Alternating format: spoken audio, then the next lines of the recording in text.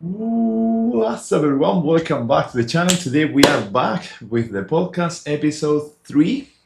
This time we're gonna talk about the new roadmap and many more topics that we care about. But basically, like, it was so important to see that we have a roadmap that we decided to meet and chat. So here we are. I'm with Edward. Hi, Edward. How are you? Hello. Let me share the link for everyone watching, and then we can share with friends, and then we're gonna start chatting. So link is coming.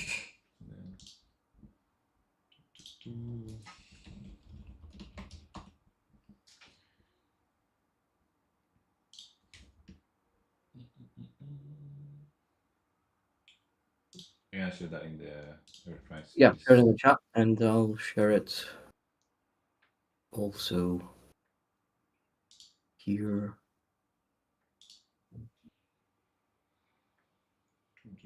Right. So we will start in a second. We are just like doing the social bit.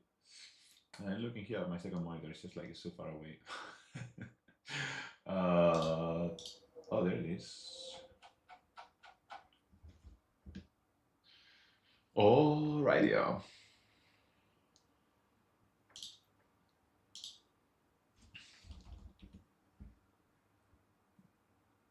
So I'm ready. I need to like 1 second. Yeah, of course. Oh, I'm also gonna share it in Twitter. Although I rarely use Twitter, but I started using it a bit more lately, so I'm trying to. I used to like Twitter a lot, and now since this guy took over, it's just like full of, noise. But maybe that should be a topic for another day, because like. There we go.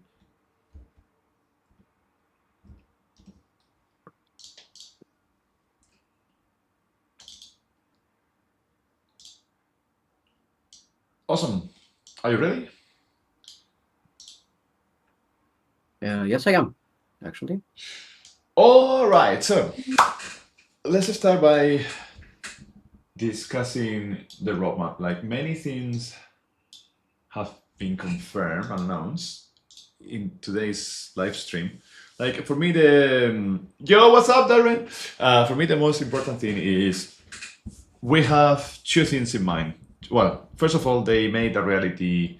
The Academy is not a meme anymore. It's now a reality.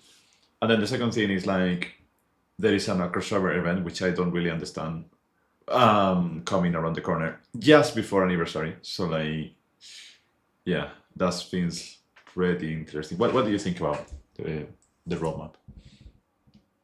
Well, it was certainly unexpected.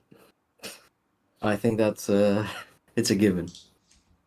I liked the fact that they doubled down on the April Fool's announcement. Yes. It was something that it was overwhelmingly positive when we saw it, and we also were like kind of like wishful thinking that, you know, what if it wasn't a joke? And well, it isn't. So I'm actually glad that they went this way. I like the fact that we have a roadmap. This is something that we addressed in the previous time as well. That's, you know, I think that's the roadmap is probably the single most important thing in how the company communicates about the game. Because we now have at least a semblance of a plan. And even if nothing changes, we still are psychologically better knowing what's coming. Yeah, I think that something that I find that is missing in Ever Crisis is that all the other gachas that I'm following, like Wuthering Waves or Honkai Star Rail, although I don't play Honkai Star Rail, but I follow what's happening, or CCC, like I also don't play that, but I follow what's happening. They all have like live streams, and they look pretty fancy. Like they prepare like not only the people presenting, but like they prepare like animations for that, and they prepare trailers. And I know that we are not in the same space, but it feels like live streams should be happening honestly every month, to be honest. Like I don't even need them to go so deep into give us 3 months of content in one live stream. I would prefer if they do 3 live streams rather than one, covering 3 months. What do you think about this? I don't mind if it's 1 or 3. I just would like this to be continuous. For example, now we have a roadmap for 3 months. Okay. Yeah. Can we get one by the end of August so that we know the next 3 months and so on? So it's still something because we feel that they have a plan that they inform us about. And about the videos, I also agree that, for example, once we saw the April Fool's announcement, there were more Twitter pages about the announcement that was April's Fool's than the actual thing that we were supposed to play. They also shared, for example, statistics of what people prefer to use, what people use their tickets for, or how many people cleared what fights. Those statistics, I think that if those we get every month, that would be nice. And to be honest, I dislike that I don't get this in game, that I get it in Twitter or I get it in YouTube, whatever. But the notices that we get in game are not containing this information. Yeah, I think a few members of All Guild have also complained about this. Like, I have seen this is like, it's really weird because, first of all, I don't like Twitter. I used to like Twitter a lot, like 9 years ago, 8 years ago. These days, I don't like it very much. But on top of that, like, the game should be providing you all the information that you need about the game. And it should be saying, oh, we saw that there is a live stream coming, link. There is a live stream coming in 2 days. First of all, prepare. Like, we are really excited to share some news with you. And then after that, you could add it to the, like the classic link to add it to your calendar or something, or add a reminder or something like that. It shouldn't be like something obvious, but for them, they are missing the point. Like, they are delegating it's almost like the communication department is completely different than the developer team. And it's so hard to add news. Yeah. I think that it is. I think that Applibot and Square, because they're different companies, I think that there's miscommunication there as to who needs to do what. Yo, chaos. Yeah. So I think Hello.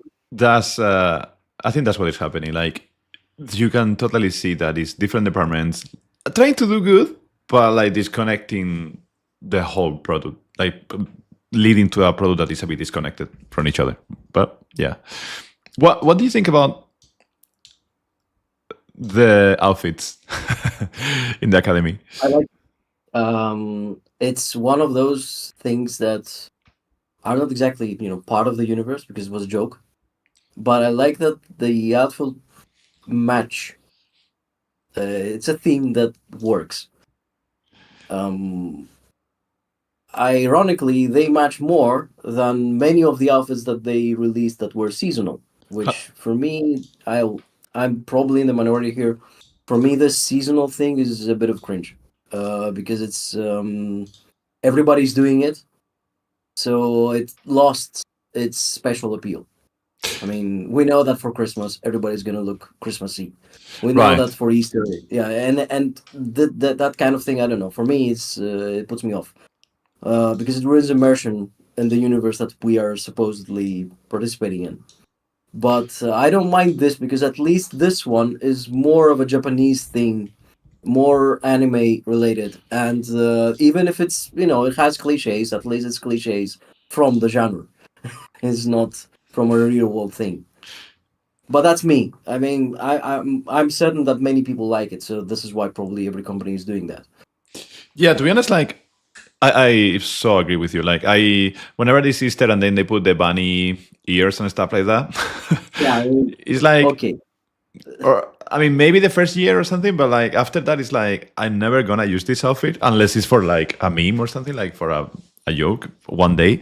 And the same with like the Christmas ones. I prefer the Christmas outfits when it's something that you could use all the time. Like, I remember there was like an outfit from Lucia that was full red, and it just had like a glimpse of like Christmassy things. So then, in a way, you could use it all year. But this one also was good because it also resembles a red mage. So the outfit's kind of like, this is a traditional Final Fantasy outfit, but with elements of the season. So if they did that, at least that would be in universe. Yes. For example, Final Fantasy XIV has jobs, and they have outfits for the jobs. There are ways to do it nicely. This isn't one of them. The Lucia way that they did previously, I think that was better. I agree. But now the question is, so Gelly Bake is saying Santa Cloud is a catty though. I do think, yeah, Cloud looks really good. And Santa Barret will be like super good to see. I think that's the first one we all said. I don't Yeah. understand. I don't know what's happening with Barret and why they don't give the love there. But anyway. I also don't know, to be honest. But the question is, do you think they're going to be feature banners or are they going to be limited? The April Fool's one, you mean? Yeah, the Academy ones, yeah. I don't know. I hope that this is going to be feature. But I honestly, because we already had like 4 banners for the anniversary. And we are going to have a limited banner, which is going to be the crossover one. Then we're going to have a limited banner, which is going to be the anniversary that is coming for 2 years.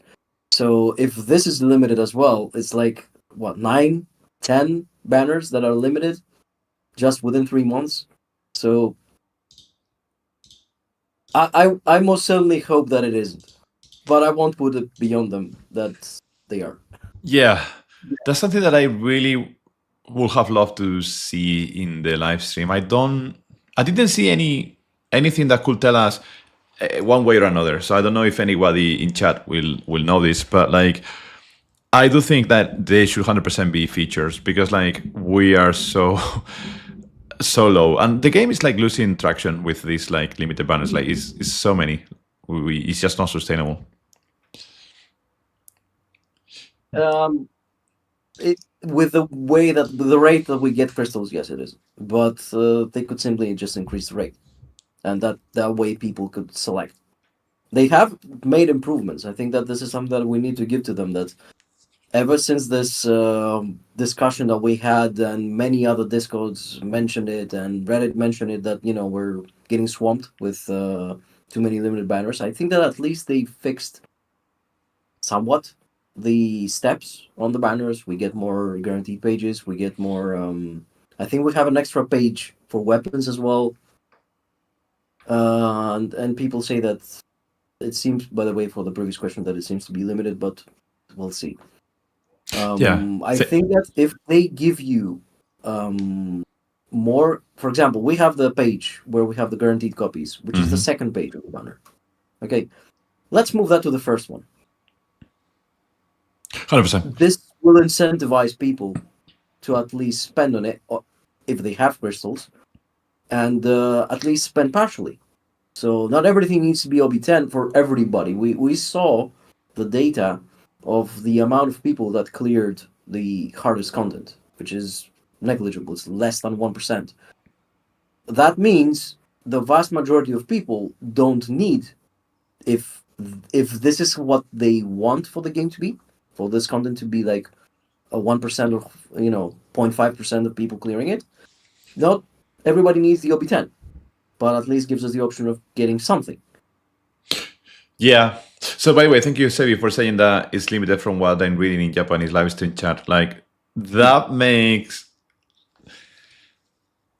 me like really worried because like that means that they announced 3 banners. So they said Tifa, Iris, and Barreto-san, like Barret. So then the challenge is like 3 is like another crossover. So basically like we have 3 limited banners now, 3 weeks of limited banners. Then after that we have the return of Final Fantasy VI, which is also limited, crossover limited, different kind of limited, but still.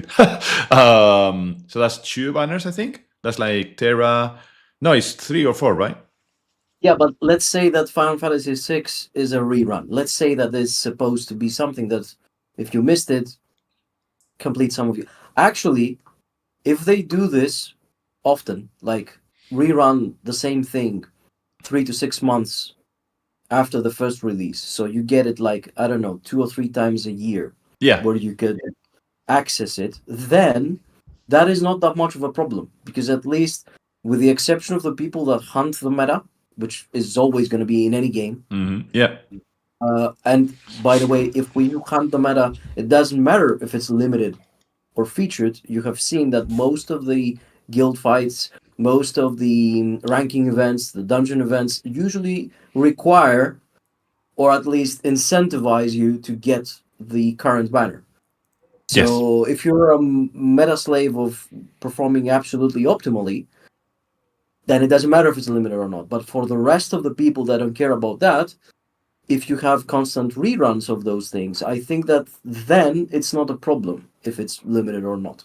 Yeah, I think that's a really good point. And I think maybe that could be one way to start like softening the landing of limited banners and like smoothening the experience so that we don't get such a massive difference between limited banners and features, because they will be like, in a way, they will be somehow better than feature banners because they are banners that come back. Like sometimes feature banners, they come back and then they go, and then that makes some outfits the most unique outfits in the game.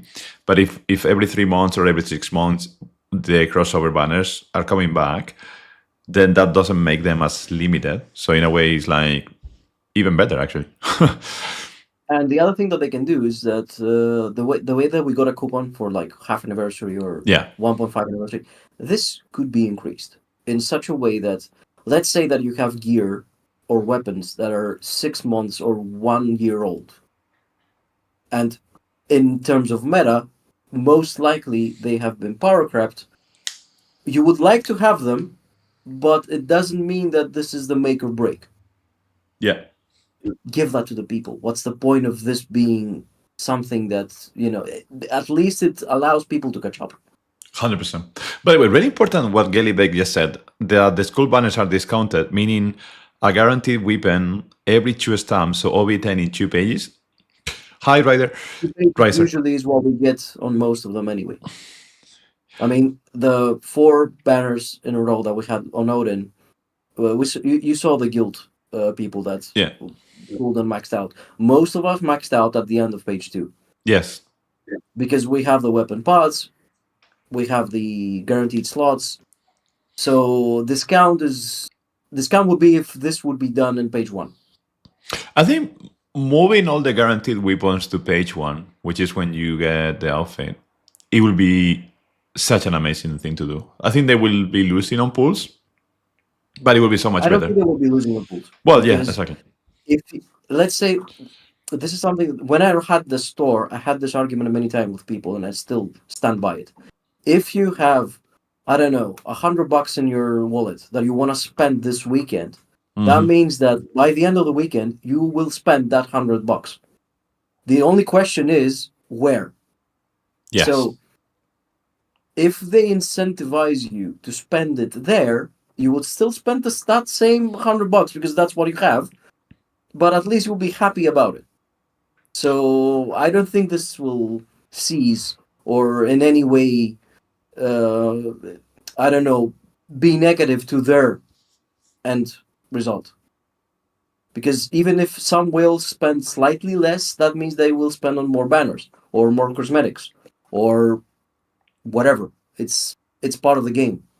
And other people will spend as well. So yeah, I think that's so true. Like, I think at the same time, it will really help free-to-play players, I think. So I think it will help everyone to bring more options into the first pages. And if anything, I think they are not really looking at the opportunities that just skins alone, will bring to the game. And I really like the feedback that we gave to them. And now it seems that it has been improved, the number of like options that we have to pull on previous banners. Like, they released this token where you get like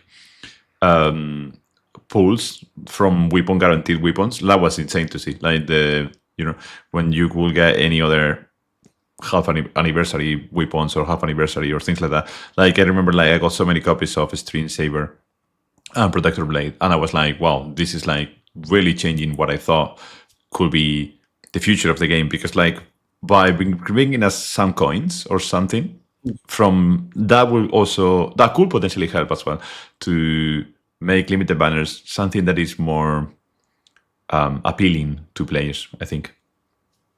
It's I think they do little steps because we all know that a corporation is moving on baby steps. They won't do it, uh, all the way towards one direction or another.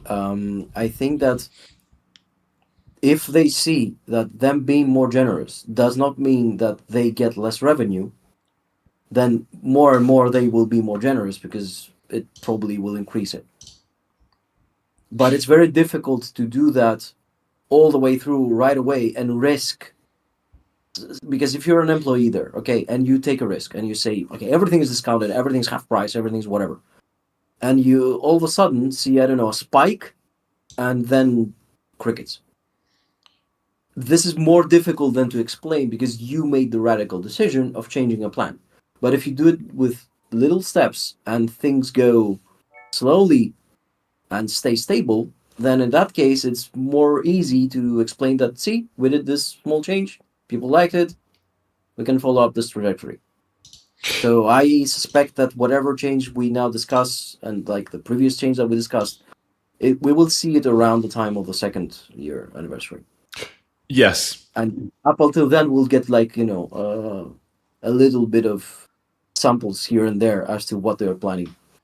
I think, yeah, I'm hopeful that we will see some level of changes. Like, I'm way more positive about the game. I took like a mini break, which wasn't a break. Like, I was in maintenance mode, so I was just doing dailies. I think I didn't miss any dailies. If I miss, sorry. And I think what I saw when I came back to be playing a game fully is like, oh, wow, actually they listen, because like some of the things that we said, they clearly did something about that. So what I will encourage everyone is to continue sending emails every now and then. I think it's important that we keep raising our voice. I don't know if they will ever watch the podcast. I don't know if they will ever watch any video from any content creator, but I think at least emails, they have been working. So I think if anything, we need to try again to maybe, I don't know if it's the same template or not, but like try to increase the numbers, because at the end of the day, I think it's a numbers game where some department is looking at incoming communications from players, and then they see an increase in percentage of incoming notifications, and then they say, well, we got like 200% increase in incoming SMSs or incoming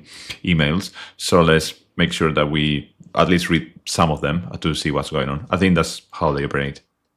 Also, to note the positives, because if, for example, we see something that we like, okay, and we want this to be done more, if we only send complaints, they expect to receive complaints.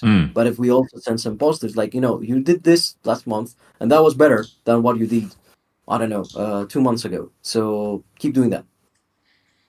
That is something that I think will help. That's a really good point. I think often when we think about feedback, and this is something that happens everywhere, it happens at work, it happens everywhere, and we only think about feedback as a way to improve, but we don't think about saying thank you or saying like appreciating your people around you, which is like so true about society. We are just living in the rush of like, oh, you could improve this, you could improve that, but we don't say, oh, thank you for doing this for me, or thank you for yeah, I don't know, you just made me think about that on a... It's also easier to present. Say you're an employee and you say, see, I have like 10 people that are thanking me for us bringing out this feature. So what if we do this feature double down, because they seem to like it? It's easier for them to justify it. We need to remember that this is still a third party that is trying to do as a contract something for another company. So that's why I see it this way. It's not a small grandpa company that's you can directly give feedback and people adjust. Yes, absolutely. Like they have their own ways of working, and we can see that they take some time to adapt to changes. And maybe some of these were already planned, but I don't think they were, because I never thought that they could give us previous limited weapons. Like that was for me, like, was the biggest surprise. I think that was yeah, the reaction. That was yeah, the tickets that we got, the medals for the limited. I think that's the reaction. And sure, it's not reached the potential that we want to, because it's the previous weapons, but still, it's somebody actually could OB10 a weapon that was OB6, for example, or people that had OB5 or OB4 and wanted to OB6 the weapon. That could be the chance. Yes, I was so. My Glen weapon is still OB6, and I was like, "Come on, please be Glen, and it wasn't. But it's fine because it's good that I had the ability to try, and I was really happy. I got Protector Blade, which I like way more. So I was like, oh, maybe I get closer to OB10 or OB20 on this one, OB10 plus 10. I mean, so that was really good to see. They mentioned in the live stream, by the way, that they will do something about the weapons that reach the cap, like OB10 or. Okay. I wasn't, because I was paying attention here and there. I didn't exactly catch as to what they're gonna do about that, but it was mentioned that as part of the improvement, I think this is in the roadmap where they say about the improvements of the game. It's one of those improvements going to be that. I don't know what exactly they're going to do. Like, I don't know, decrease the odds or have us trade it for something else or whatever. But I think this is a good direction if they actually implement it correctly. I think they should totally remove them. Once you have OB10 plus 20, right? So OB30, I think they should totally remove them from the pool. It doesn't make sense that they keep appearing. Like, you already... For just OB10, it was like you reach OB10 and something happens. I don't know if that's going to be you reach OB10, you can blacklist, or you reach OB10 and the odds decrease. I didn't pay attention because, I was hectic. But they mentioned something about that. Wow, that would be so good. Even if it's just OB10, I think that would be a massive improvement. Like, we need like a block list of some sort so that we can stop like receiving weapons that we don't like anymore or we don't want. Also, like, that would be really interesting. 1 second, let me think about this. Because if we could have a block list, you could block so many weapons. So, like, how many weapons can you block? Because then you could be increasing the chances of the ones you want just by blocking many. So I guess I think a cool way, an easy way to implement this is you check the ones that you already OB10, so you can only block list the ones that you already OB10. And then you have like maybe a limit of like 10 or 20 weapons. Because if not, like, you could block list all the weapons, right?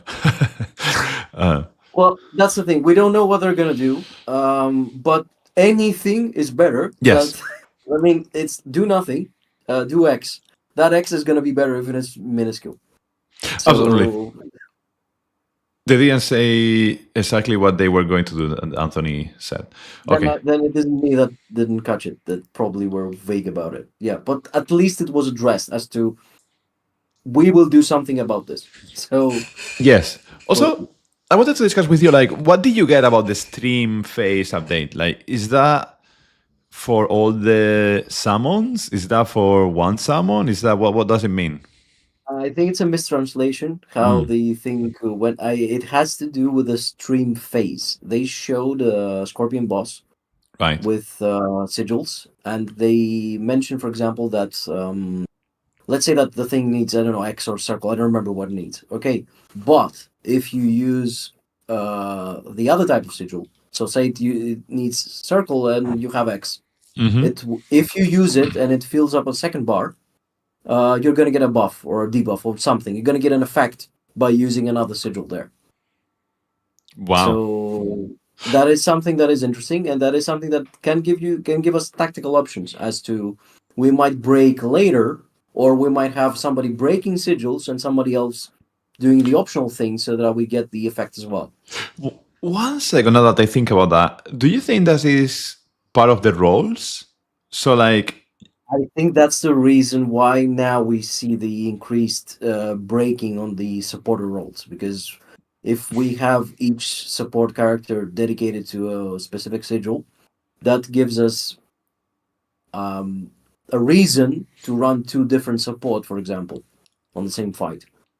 Yeah, I think that will make sense because it matches with this stream of some sort, even though it's not like summon stream. It matches the idea that it's not for free.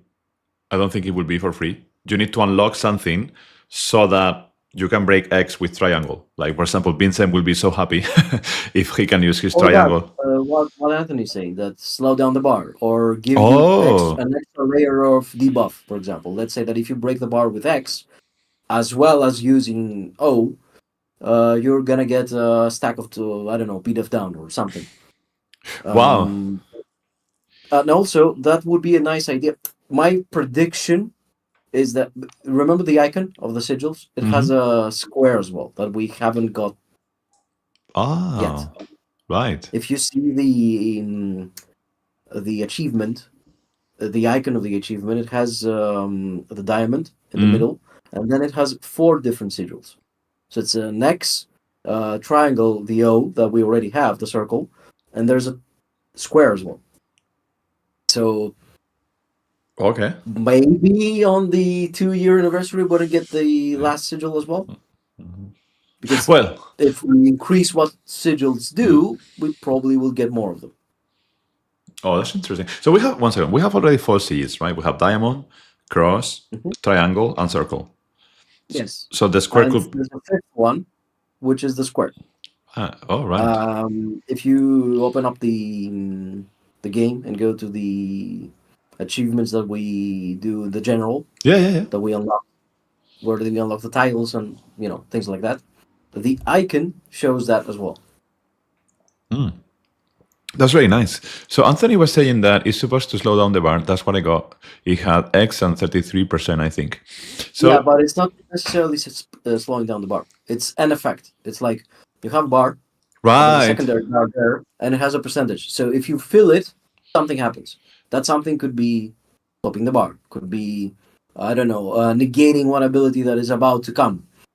So say that the boss has 2 attacks, and by stopping the middle bar, for example, we have Ifrit. He does Hellfire in the middle of the charge. So say that you use the other sigils and you stop that Hellfire. That would be something. That would be sick. I think if only just slowing down the bar would be so good. I think that would be so worth it to put your points, your coins, your secret currency. Wow.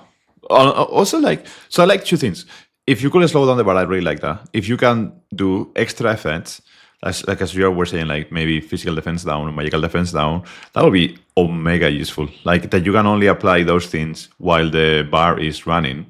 So you might need to time things correctly. So maybe the bar is really quick and you have only a window of time where physical defense can work. That would physical defense down.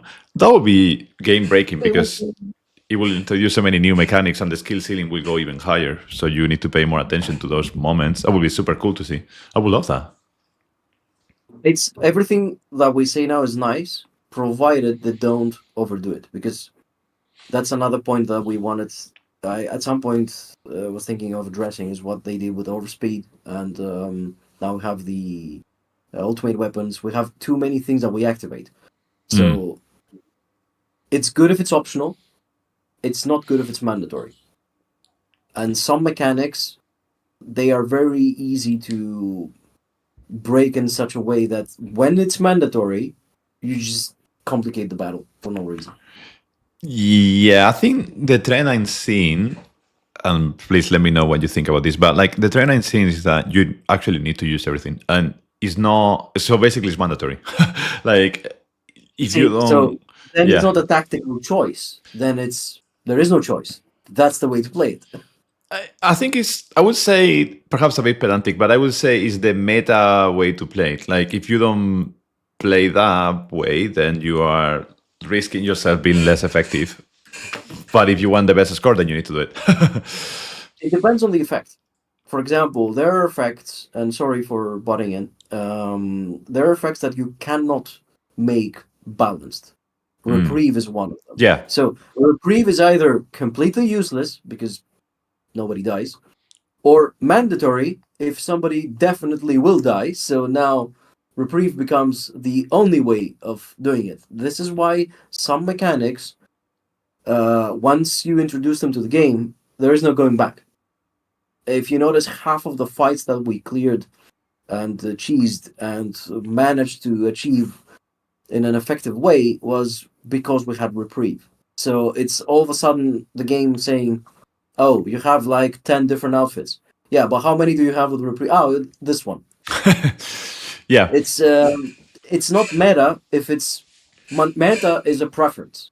Meta is saying that we have 40 different characters, but we prefer to use those 10.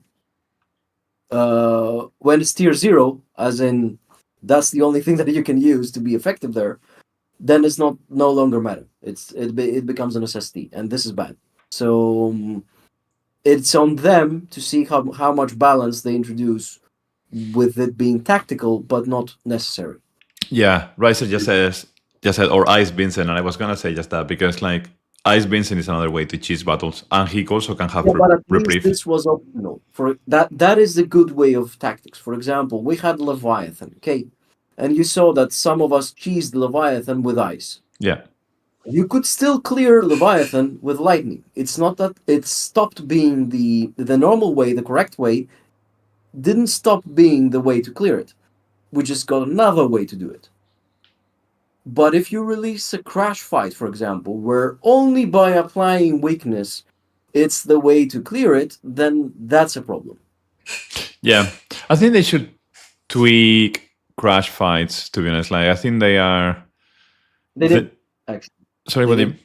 They are slightly nerfed in comparison to the original crash fights that, like, remember the first Sephiroth and Iron Giant and all those crash fights? Those were like Kraken or lose. Yeah. But the next wave that we got, which is after people complained about the wind one, the Hummus and the Blitzrad, those were the most notorious for being extremely high to clear. And ever since then, if you notice, some of us Krakens actually cleared it the cheese way, but the level of being able to clear it for solo was now available even for Dolphins, even for people that, you know, at least play from day one and had decent weapons. So they did that. Yes, I tend to agree. The challenge, the thing that I would love to see, which I think perhaps I should write an email, is like a bit of a less difference between the stage before the crash and the crash itself, because like there is no real way to practice, or maybe they should just remove the, you know, you have this limited counter, like you can only try 10 times. Maybe they should just remove that, because I don't think it really. That's stupid. Yeah, that's stupid. I don't understand the reason why you limit my attempts on something that I'm supposed to practice. How? Okay, I want to practice. Your dummy is no longer working. Wait for an hour. Why? And just want to practice. Even the wait for an hour, I don't think the UI tells you that. Like, you know that by playing, and you know that because the people have shared the news and stuff. But I don't think the UI says like there's no timer to like see. I don't think there is. Yeah, I know. We know it, but it's what you say. It's internal knowledge. It's not. So I would love to see that, to be honest. Like, then maybe just removing the timer so that I can have more tries doing silly things. Like, sometimes I want to do silly things, like, oh, can I clear this with Vincent, even though Vincent maybe it's not. We can try stuff. Or another thing, you want to just check the DPS check and want to see, can I fit 4 or 3 attacks there? And you will lose because you want to count that. If I have limited attempts, I cannot check that realistically. So I don't understand why they have this limit imposed on the fight. Yeah, same. I was gonna say I could only understand it in COP, but still, like, even there, why? Like, why? Say you care about people, you want to help people, and you want to go in and help them clear, and you have 20 people waiting. Yeah. Okay, but I can do only 10. Then a lunch break. Yeah, exactly. It doesn't make sense. Yeah, it doesn't make sense. Like, I was trying to think of ways where it's also like wasted effort, right? Like, as a developer team, you need to like make sure that whenever you try again, you don't have any more attempts, and reduce 1 attempt from the attempts list that you can. It's like, just remove all of that. Just let us try. Like, simplify the code. It's people playing more, even if they play badly. It's more people engaging in your content. Exactly. I think that this started with them fearing that we're gonna solve it too quickly. But okay, say you solved it too quickly. Then what? It's a weekly event. Exactly. It's not gonna stay there for 3 months. And it's still like the ranking address is like that down to the milliseconds. So like people, you will be able to tell who was the first and who was the second. Like, there is no problem about solving it too quickly. Like, you will be always able to tell who was the first one and the second. So yeah, I don't see a reason. Speaking of players playing the game, have you checked lately the trends of monthly player? I was just checking. Oh no, I haven't actually. And So maybe checked. let's discuss this for a second. So I put this in the screen. I think you can see that there. One second. Where can I put this? Here.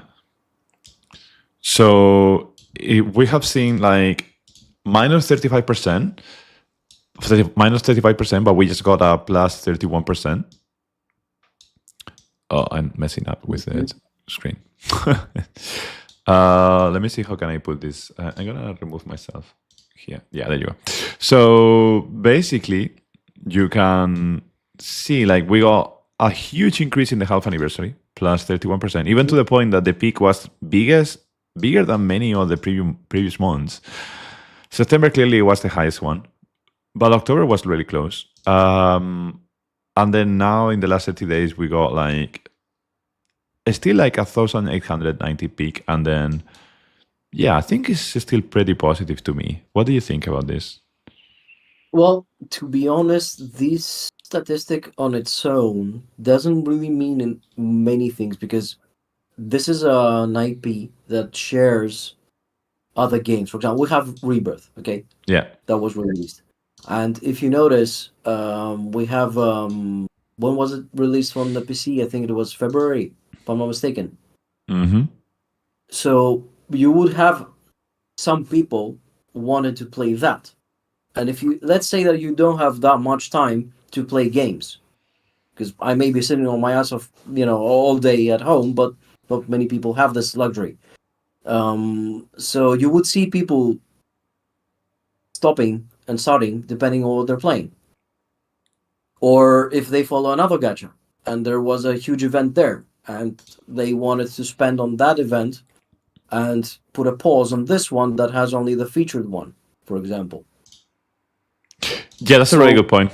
I think it's something, but it's not something that at least we, from where we are right now, can make anything of it. I'm mostly interested in the fact that I see that this graph being slightly stable.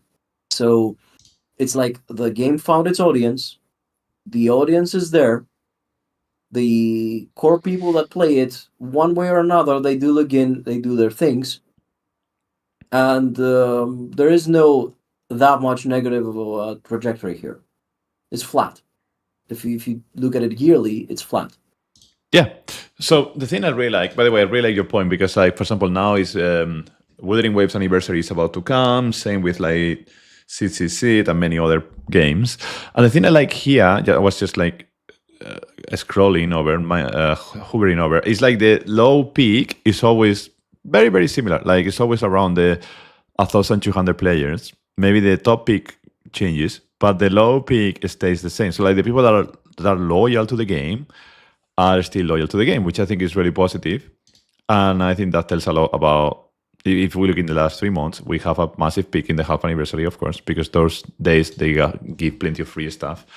But like overall, as you were saying, it just remains the same. So I'm not scared about dropping minus 35%. I actually think this is like a healthy game that could retain a healthy peak with like maybe 1,200 players as the healthy peak. And we need a way, just as Chad is saying, and I agree with that, Gilly Blake's point, that the vast majority of things they do is to just cater to us. Yes. To people that play 51. And if you're a new player, say that you want to be a new Kraken, that I want to spend on the game. I discovered the game yesterday. Yeah. And I want to be the next Chaos.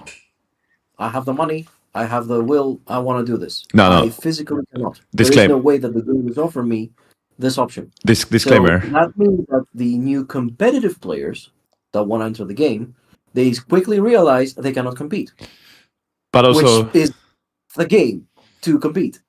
I just wanted to say nobody can be the next Chaos. But like still they can try. But yes, I totally get your point. Just joking. Well, although that point is true, like nobody can be the next Chaos. I agree.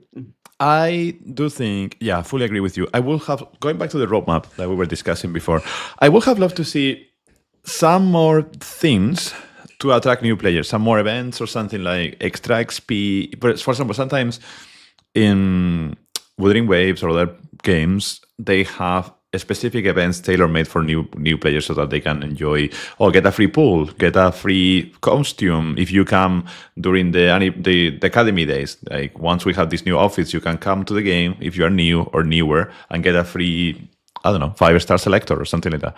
I think that would be super cool. Or maybe something for the high win. Yeah. They try to do it, but that's where Gelly Blake's point is that they say that they bring you in and you get a new outfit, which is like the token that we got. Get a free outfit from whatever you want from the previous gear. Get 10 weapons. Get whatever. Right, you got them. Now that you got them, now you're in the same arena as everybody else, but with you having 10 times less weapons than everybody else has. There is no way, for example, Highwind was mentioned. If I start playing now, there is no way for me to catch up to a year of Highwind. So what they need to do is have a way for that to happen. As in, okay, now that we reached the yearly anniversary on the Highwind, the first 70 levels are free. So whoever joins from level 70 onwards. There's no point in doing that from scratch. We did that once we played that back then.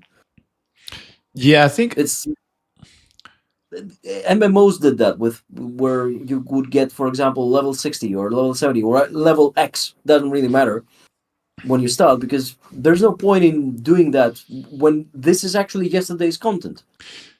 People that played in the beginning, that's what their joy was, that it was today's content. But now that it's yesterday's content, the new player needs to catch up. Yeah, I agree with you. I think we need some sort of like either a shop purchase that you can purchase 500 Astro Winds or something. They could get money to this. Yes, yeah, absolutely. Because I remember like World of Warcraft, for example, which is the father of the MMOs, or even though it's not the first one, but you can purchase a token, right, that can help you level up one character to level whatever the max is. So I think maybe you pay $69.99 or something like that USD, and then you get 200 Astro Winds if you are new. That would be super cool. Like, and then you can only something like that, something in this realm that would be actually revenue for upcoming whales. Exactly.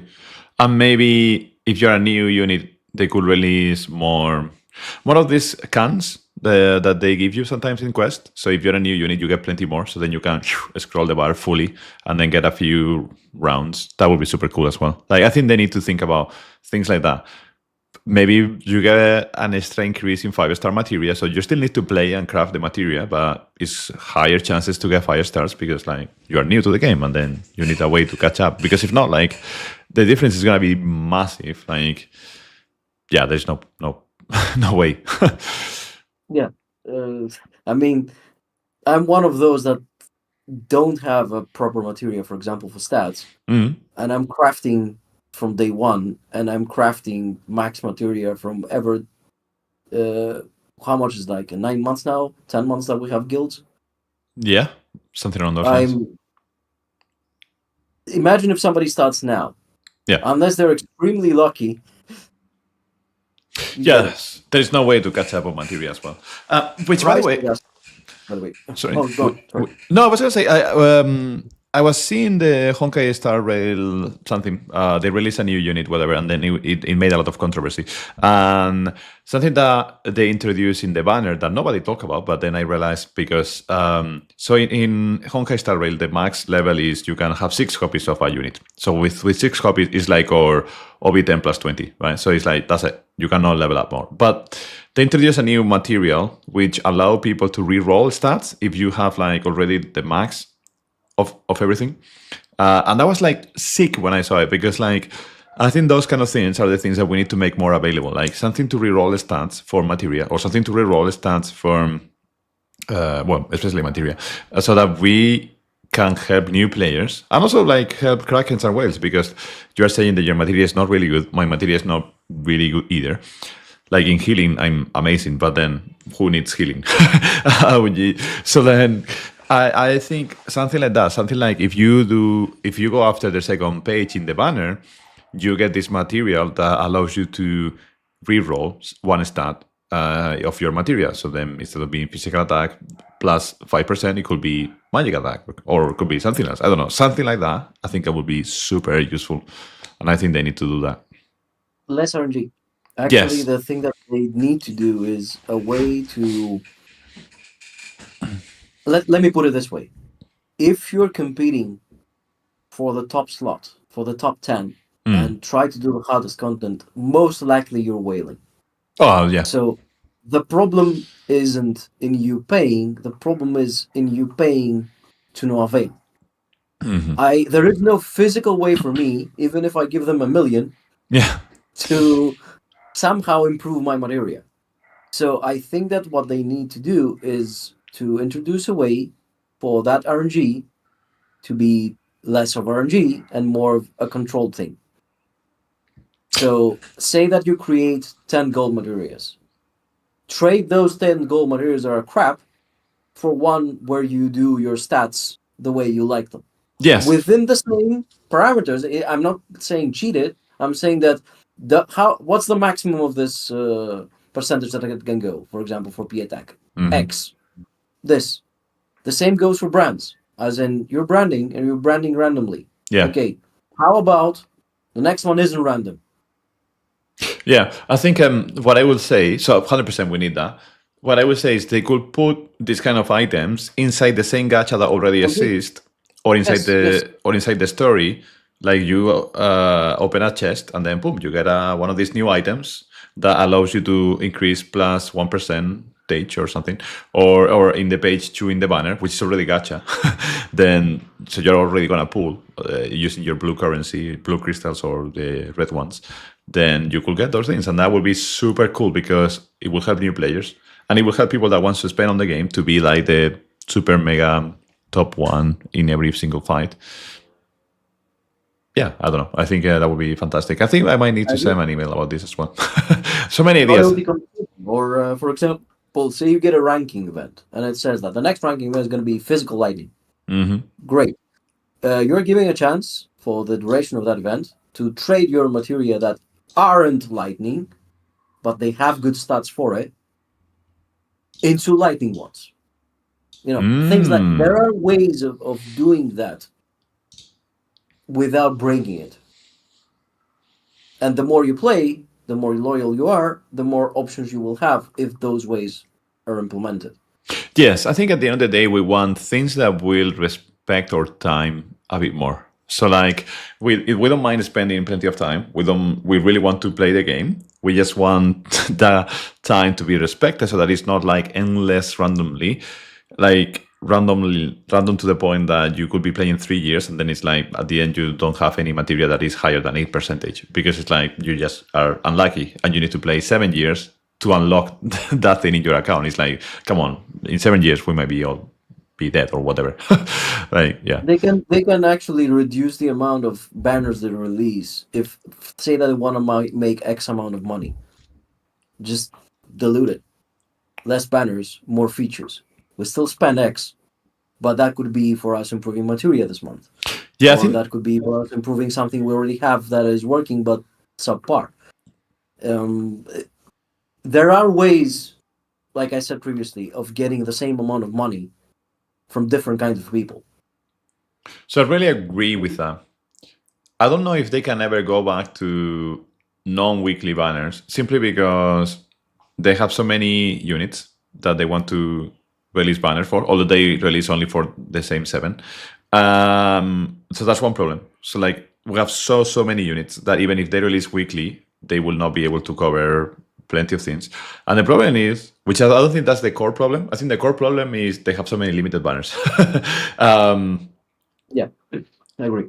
And then the first one is just a thing that you could still like do a round robin exercise and more or less distribute your things. But the problem is they have so many limited banners that have special events like half anniversary or crossover or something like that. And that doesn't make it easy to then dilute the things because they want to release the events. And it makes it harder. So that's a difficult problem to solve. If, for example, though, you make those limited banners to be acquired easier, Yeah. Like we said previously, like start from first page instead of second. Yes, absolutely. Okay, now you have the same amount of money that you would spend on the second page. Instead of spending on the second page, now you can spend on material. Now you can spend somewhere. You will still spend the amount of money because if you have it, and your idea was that I'm gonna spend X on this game, it's the same X. Yeah. You only put it towards another direction. Speaking of which, so we saw that something positive happened. We saw that change happen because we wrote the feedback. What do you think will happen in the anniversary? Because like they released the roadmap, right, up all the way until August, including like this potentially a crossover event with Dragon Quest, I think, or something. So then that's a crossover event just before the anniversary, which is like at least 2 to 3 limited banners just before anniversary. And anniversary is going to be at least 4 limited banners. Well, we don't know if it's going to be that many, to be honest, because this is a crossover that isn't ours. This is a crossover that is for Dragon Quest Tact. Right. So it's like instead of us borrowing stuff, is they getting features from our game, and we also get something to celebrate that. So I think that Sephiroth that they showed, okay, it's gonna be Sephiroth and probably one more character, and that's it. So do you think that we will get at least one limited crossover banner? I suspect it's gonna be 2. Okay. But I may be, wrong here. As for your question as to the 2-year anniversary, I think that many of the things that we now discussed, some of them is the logical trajectory for them to go towards, including catching up, a way for people to catch up, because they did that with the previous one, just not all the way through. Yes. I also foresee that they will do the sigil that I mentioned, that could be a feature, or as Reiser mentioned, I think in the chat, we have 2 dead elements that we haven't yet to introduce in the game. It's dead of mind, but it's not there. So this could be scrap material. This could be something that is they're never going to implement. We don't know that, because if they introduce new elements, that means we need a bunch of weapons and a bunch of things to support those elements. So it's going to be very difficult to roll out. That said, it could be a thing. So I disagree on the part that it would be difficult to roll out, but let me explain. I think new elements is just the same as whenever there was a moment in time when they said, now physical is key or magical is key, but you cannot think anymore about a given element. Now you need to think deeply about element plus physical and then or element plus magical. So in a way, all I'm trying to say is that if they release dark or light tomorrow or next week, they will at the same time release an event for tailor-made for that. And then the other weapons are not going to be really useful because you need the dark and light weapons. Maybe they are somehow useful, the non-elemental ones and whatever.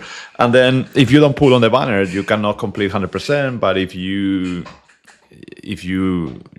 pull, then it's easier. So I think it's going to be similar to what they are doing now. It's just like more options, which is good. But the problem isn't for the one time they release it. The problem is that now you have, for example, 10, 11 characters. How many you have? That all of them now will require access to that element. So instead of rolling out 1 weapon or 2 weapons, now you, for some reason, need to roll out 10. Oh, I see what you mean. And that's the problem, that when you release a new thing, a sigil is a sigil. It's not a problem because you just release a new material for it. But the element requires the whole package: a weapon, a gear, a summon, something to complete this package. So plus every character needs to have access to it. Because what will they say? We release Dark, okay, and only Sephiroth, Cloud, and I don't know, Barret is gonna have access to Dark. That's a problem now. So that could happen if for the anniversary, much like they did with the limited weapons, the ultimate weapons. Here is a bunch of weapons, which is at least 1 weapon for each character, so that you have a physical and a magical version of that element. And now let's go to the premium in a banner where we will have this feature banner with the first dark element for this guy that is going to be slightly stronger than the rest. That's the way to do it. Yeah. So I was thinking back, and I think Earth, in a way, was our light or dark element because we didn't see anything from Earth until Yeah, boom, forgotten. Vincent came and he came with Earth, and then all the others, Earth has been there forever, and we haven't seen any other element in a while. So I think it could be something similar, where, as you were saying, they could play with those elements in the anniversary, so we get maybe dark or light, or maybe both, or maybe just one, and then one of the units gets dark imperial, and the other unit get dark plus, dark up damage or something. And that's it. And then they release the events, and then you need to pull on the weapons, and if you don't, you are like suboptimal. Yeah, The other way highly. to do it is if you have two elements. For example, say that a boss is equally weak to lightning and I don't know, ice. Oh, there you go. There you go. And that way, okay, you can get the feature one that has the dark, which is the new element that is the thing that is weak to, but it also is weak to lightning. So if you have the setup for lightning, you can easily kill as well. Yeah. And that's a way to introduce it without it being parasitic. Yes, or maybe the classic, right? So they will do, as you were saying, but then lightning does a bit less damage. Oh, what a coincidence. You need to pull on the banner. Oh, Yeah, it's just a coincidence that you need to pull on the banner to be a bit better. And then, yeah. I don't look the way that they did it for this ranking event with Sid and Lucia. I liked it because if you notice, you could easily be in top 10 without pulling on either. Yes. And this is the thing that I have been saying If about. this is the edge that you get, I'm all for it because that's the correct way of doing it. Is that the new banner helps, but if you don't have it and you have everything else that you need to have, you don't need it. Yes. And that's why I'm so happy with the idea. This is like a controversial idea. I think you know what I'm going to say. With like weekly banners could actually be good if done correctly. Which if not necessary. That's exactly. It's the necessity that makes it bad. Exactly. The limited weapons as well. The problem isn't that they are limited. Oh, of course. Is that there's a limited weapon that is Kamura. Yeah. Nice. Now half of the content requires Kamura. Exactly. GG's. Okay. I don't have Kamura, or I don't know. I have Kamura, but I don't have the everything else because I had to pull on Kamura. Mm-hmm. The problem is the mandatory. Yeah. For example, I still don't have Baja Rod, even though they did a rerun, and I was like quite stubborn to not get it.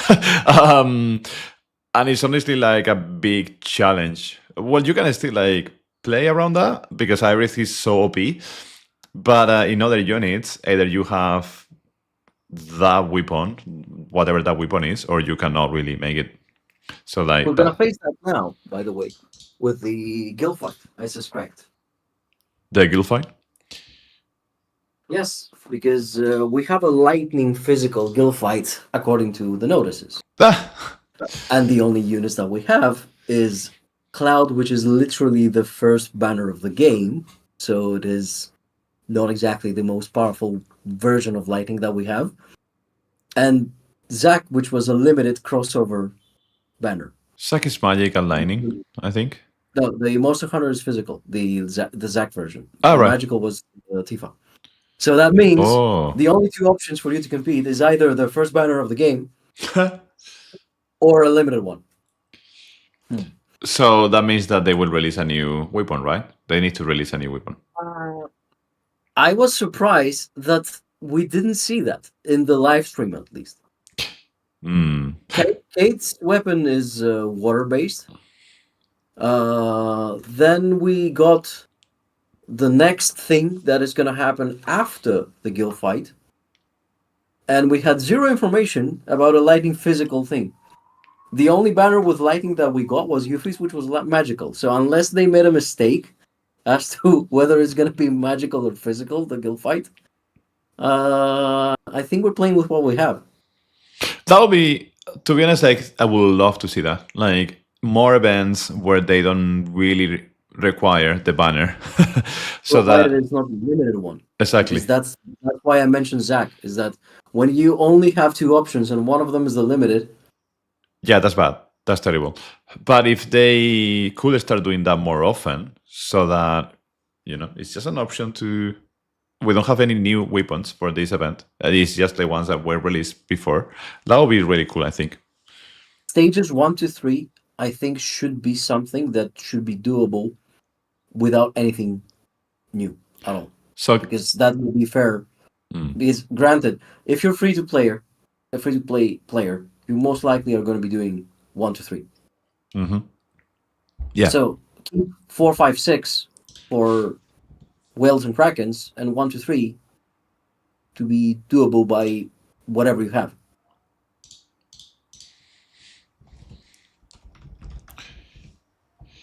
Yeah, I would love. Yeah.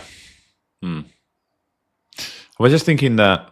So Gelibake said Kate is lightning damage in Feeble and P attack AoE buff, but it's limited.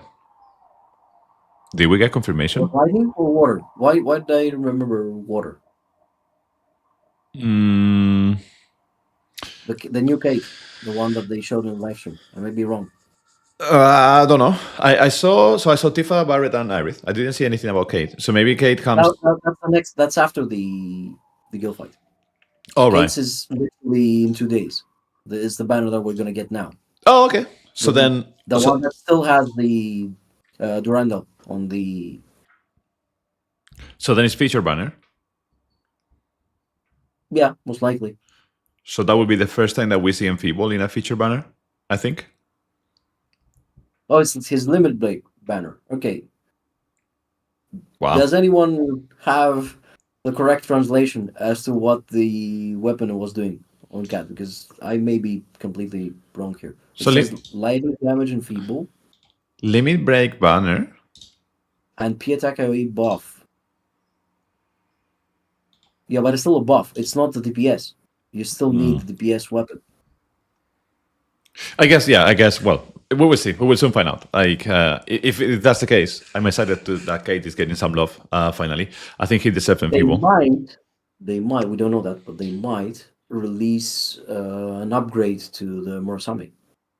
I mean, they did so with so many weapons, and they released banners. So if we get something like that in the same banner, I will be also welcome. 1 second. Have they ever done upgrades to not crossover weapons? They have. Not to weapons, they have done to gear, but they still have. For example, the Easter gear was the bunny. That was featured. Yes. So the outfits they have improved. They have improved weapons, but it's a rare occasion. It's rarer than the gear. For example, they have improved the FF9 crossover Garnet's rod. Oh! They made 3DB. Yeah, and they also improved the crossover with the Amaranth Claws. That it was doing something extra. I don't remember what. But this is if they believe that the weapon right now is power crept, and this is why I mentioned Murasame, that it's a feature weapon, sure, but it's the first weapon of the game. It's the first, literally the first week. Of release. Yeah. The thing that I would love about what you just said is what happens behind what you just said, which is like that will open the door for previous weapons to be improved. So that would be huge W for everyone, like existing players, new players, because that makes the pool of weapons a never-ending thing. So in a way, every weapon matters, because right now, not every weapon matters. Like some weapons are not. Like if you are playing today, if you are like a 3 months player, for example, and you get Murasame, it's like, what is this shit? like in comparison to like what you could get in the half anniversary, that would be another good way to make the game more sustainable for free-to-play players. Now that we were thinking, it's never gonna be the same as getting the new one, but it's gonna be an upgrade. But it's more for your psychology and morale, than making meta. But still, it's like Skinner tactics to work. You need to have sometimes food being given to you. Otherwise, they don't work. So it needs to be done this way, and I think that's we have a good chance of this happening one way or another. So that will be. I'm gonna open my notes because I really want to write to them about this. So basically, we're saying improving previous weapons that are not limited. We were saying as well, bring to the first page the guaranteed pulls, and then introduce new items to reroll or improve existing stats in materia and brands. So reduce RNG. Speaking of brands, we really need a second slot. Brands? Weapons should have 2 slots. So one of them being, let's say for you use a weapon as a stat stick. Yeah. So you want stats, P attack, M attack, right? Now let's say you use that weapon as your main weapon. You don't care about stats, you want the percentile rolls. Oh. Or you have a UW, and you use this both for physical and magical. So if it has 2 slots, I can have a magical build and a physical on my UW. If my weapon that I use as a main weapon, for example, the limited ones, the ones that have party abilities, like party P attack plus lightning. Okay, if I want to use this as a main weapon, then I want percentage stats on it. But now that I put it on Aerith as a healer, I don't care. I want stats on it. So 2 slots for brands would greatly help us of having 2 different brands on weapon, and it also increase us in trying to brand weapons. So it's not gonna hurt. So but we would not be focused to try and rebrand all the time. Yeah. 2 slots, I think it's ideal. I think we really need that. I think if now that you have said that, I have thought about the pain of like branding, and honestly, yes, I think that's the number one feature that I will request today, if I could. It's a huge quality of life improvement, and I think that everybody will be welcome. Yeah, I think even more than quality of life, so which it is 100%. It's a way to respect your time and your effort, because like sometimes you're using the premium brands, right? And then they are not that many, and then you get like, let's say 5% increase in weapon C ability, which is decent. No, it's not the best, but it's 5% is a lot. And then one day you need to sacrifice that because you don't need to use that as a primary, you need to use that as a secondary, and then you need to put, let's say, 70 on physical attack or 60 on physical attack, and then you need to search for that. So then you need to sacrifice your previous efforts and investment. So 100%, I think this is the thing that we need the most. And I think Riser, it seems that he already said that as well in the chat. Yeah. 2 slots, I think, is for what they introduced the weapons to do, especially the limited weapons that have party abilities. Yeah. Which 9 out of 10 we use as stat sticks on somebody. Yes. Yeah. By the way, if they have 2 slots, 100% we need that. By the way, what was your take on when they said log party in the roadmap? What was your interpretation of that? Like team? Look, this is mostly to help people with auto equip, auto team build, auto something, or copy paste something. So we all know that once you start to min max, you will do it manually anyway. But it could help with speed. So is it something as simple and as silly as you lock your unit and you cannot change it?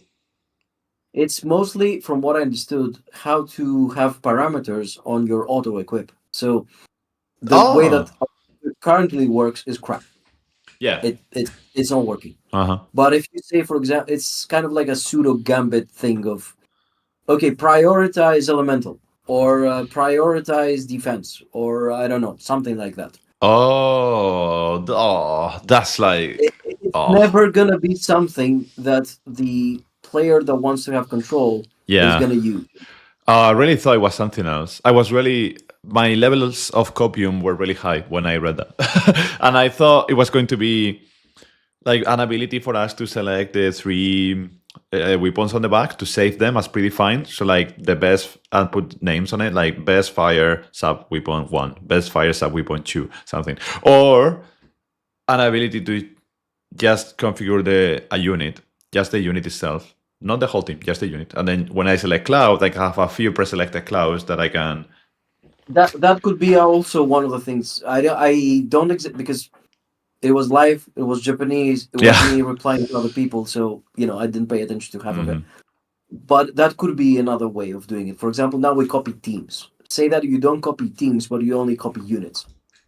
So I want this fire cloud that I have on this fire team. Exactly. Use on the next fire team without building cloud, but I'll build the other two. Exactly. That's what I mean. It's the same as copying the team and then keeping the one character that you. I mean, I don't think in the end those quality of life features are going to be that much quality of life. What I would like to see for them to do with quality of life is for us to have control with a toggle on off what is auto and what isn't.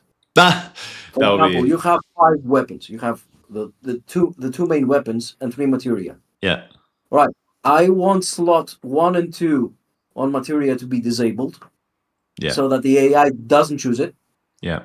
I don't want my secondary weapon to be enabled, for example, and I only want my primary and slot 6. That way I know that if I leave my character alone and the AI plays, the only choices that the AI has are those 2. Yeah. And the rest I can input. Yeah. So if that toggle had an on-off, if each button had an on-off, that would greatly help us with how we customize the AI. 100%. I was just reading the chat. So Lily said, the second is how I read it too. You can lock specific weapons to the unit so it doesn't change out if you hit auto, for example. Right. It's the same. It's like you say you auto-equip, and I want to keep slot 1 and 2 as is, and auto-equip the rest. That's why I'm starting from... Oh, yeah, that makes sense. It's a bit silly, but that makes sense. Oh, I don't like that. But, okay, it's something. I mean, it's something. It's better than nothing. But I thought it was something else. By the way... I don't think that's the priority. It's a good thing to have. Yeah. But I don't think that's the priority of... Yeah, for us, the thing that you were saying, I fully agree. That will change the game so much because sometimes you equip like any Rinra, and then they start doing Rinra in a sigil phase, and it's like, but why are you doing this? Like, I need you to keep hitting, or I need you to keep healing. Like, why are you not? Yeah. For some stats that we have, for example, I have my second best P attack stat stick is a bravery. I don't want to use bravery. Yeah. I don't want to put there. Exactly. And I don't want the AI to ever press bravery. But they will love it. The AI loves this kind of things. Oh, I'm gonna help my friends. Physical attack up low. Woo! If I can turn off the ability. Yeah. Okay, fine. I think that would be such a good improvement to play auto or semi. Wow, it would be so good. I never thought about that. That would be so good. It's the single best way to still have auto assist in battle, and at the same time not being forced to play full manual on some fights that you essentially don't need to play full manual. I mean, the only practical fight that you need to play full manual is for battles like Odin, where you would like to hold ADB. Because for example, I was playing Odin, okay, and he has this bar thing that you need to break. And you also have your Angeal and Aerith trying to apply debuffs and heal. So I don't want the rest of my party playing. I want to hold ADB maxed while Tifa is doing what she's doing. And at the same time, when I want to unleash hell, I now have the ADB. So this is where you need the full manual. But when, generally speaking, you just need to spank, if you allow me to toggle on off as to what am I using there, it's easier. And to be clear, so that I understand your concept correctly, is you toggle that before the fight, right? So in the settings of the unit, you toggle that off. Exactly. So you say from slot, and you could do it. You can have the slider in the character portrait. It's like you have the weapons and the materia, and then you off. Have a toggle, a mark that you can check on off. That would be so. That's cool. all you need to do. Yeah, 100%. Wow. That would be so cool. Especially now that we have also like the streams and the ultimate weapons and so many things. Like, please stop doing. Yeah. For example, I might want to be focused on activating my ultimate but I don't care to go to that character and activate something, because now that I do, the other character is going to cast something else that I don't want to. Yeah, exactly. Yeah, exactly. You cast the ultimate with Iris, and then people start doing random things. Oh, I have ADB, I'm gonna burn it. Woo! Yeah, it becomes like unmanageable. I understand that one part of the skill of the game is how you play on manual, how you select characters and dance around your people. Yeah, But at the same time, if they want to have complicated battles, it's nice to have those quality of life features for people to at least know what they need to do. yeah. That we have a customizable way of doing it. For example, I think the stupidest thing that they have is how you select characters based on who you selected previously. If you notice, each time the order changes. Oh, the So you key have the bindings. character and you have the other two. The key bindings, you mean? Yes, because Yeah. the order changes. It's Yeah. either the top or the middle, and it's last character selected. I think But if we could lock that, that would be much better. yeah, I think we need key bindings so that we always go to the same unit. Like, it's not right now; they are not working. I think we have discussed this in the past. I really like this point. Targets and this, but yeah, we discussed this. All those things that I now mentioned, because I am fairly certain that it's not only us that mentioned that. Yeah. Especially if the Japanese players are giving feedback of that kind. The best way to roll those things out would be the anniversary. Yes, 100%. I also think the game right now is not really playing well in manual. Like, it plays decent. Like, it's not bad. But, like, sometimes you swap, depending on your device as well, especially on mobile. Sometimes you swap units, it takes too long to swap, and then you are feeling frustrated. Like, the swap should be instant. It should be like a fighting game in a way, because the time is running. And also sometimes in keyboard, I don't know if this happens to you. Maybe I'm just like, I need improving. But like, you press, let's say, 2, right? Because you want to do the second ability. Then you swap unit. And then when you swap, it does the second ability because you pressed 2 before. Like, sometimes the game doesn't, and it's like, it has a lag there. I think that this is the problem of the game becoming bloated. Yeah. Is that the engine is not optimized. The port on Steam is further less optimized. Mm-hmm. And with everything put together, I mean, I've tried playing Ever Crisis on the Potato PC that my wife has. Mm-hmm. And I was waiting like half a second each time that I changed characters with a frozen screen. Also, the touchscreen, because I have a touchscreen on my PC. I bought a monitor for that particular reason, because I prefer the way that you play on mobile. Yeah. Okay, and here's what we discovered with Chaos. That for some reason the Steam port, despite showing that you register on the touch as quickly as possible, it has a fixed amount of interval where that press is not registered in-game. Wow. So, but the mobile version does not have this problem. It's the port. It's a Steam port. I was thinking, what's happening behind the scenes? Yeah. I think that the way that they move the port from mobile, where if you for example spam a button, all those hits would be registered. But if you do it on the touchscreen, the visual will be there, so that the game sees the code that you're pressing something, it acknowledges it, but it does not register it. Wow. It registers every 5 presses, for example.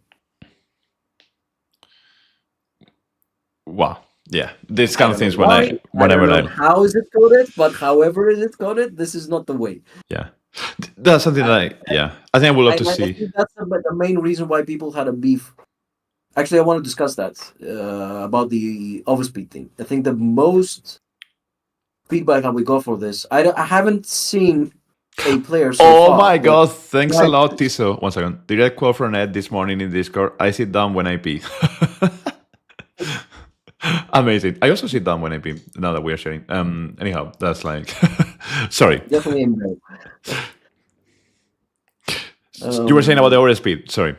Yeah, I think I haven't so far seen a single player that's saying, great that we have overspeed.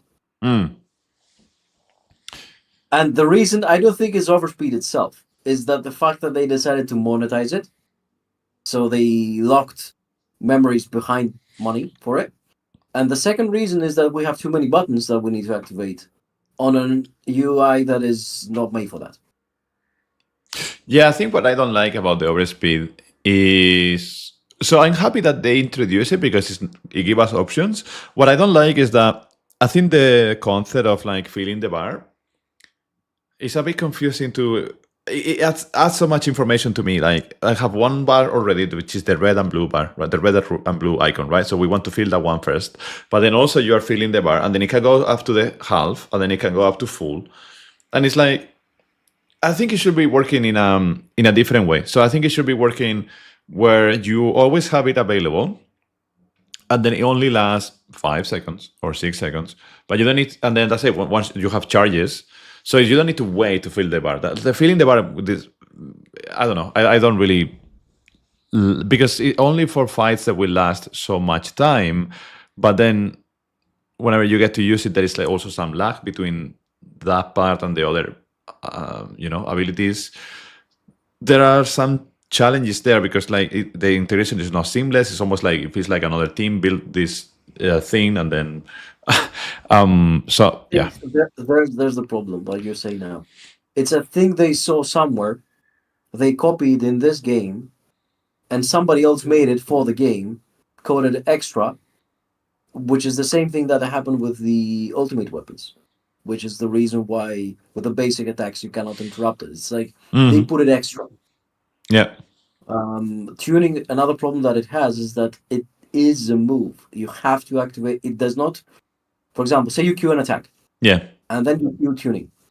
The tuning won't activate for that attack. The attack that you pressed need to resolve first with the whole animation. Then the tuning will activate. Exactly. So yes. Decide, is it a buff or is it an attack? If it is an attack, do an attack. Then that's a problem because now we have too many attacks. Yeah, but if at least they could do an attack so that I can understand when it's being applied. Because like the thing that you said, I think you know that because you have been playing a lot. So basically it's like reversing engineering how the game works to really understand what's happening behind the scenes. But there is no way in the game that I know of that will tell you, hey, by the way, the previous attack that was going on will still need to hit and that you're losing seconds and stuff like that. That's why it shows the queue. When you press it, it shows the queue. It starts, somewhat like circling around. Right. But the problem is that the screen is cluttered. So if you're not paying attention to that, or if you're paying attention to the metric ton of buffs and debuffs that you need to wait because you only have one bar of them for some reason, it's that the game became too complicated. But the user interface is not made for it. Exactly. The battle itself, let's say that the user interface was correct. The battle itself is nice. The flow of the game is nice. The problem is that the information conveyed to us is not convenient. And the control behind it, because it was made with a previous iteration of the UI in mind, is now becoming cluttered.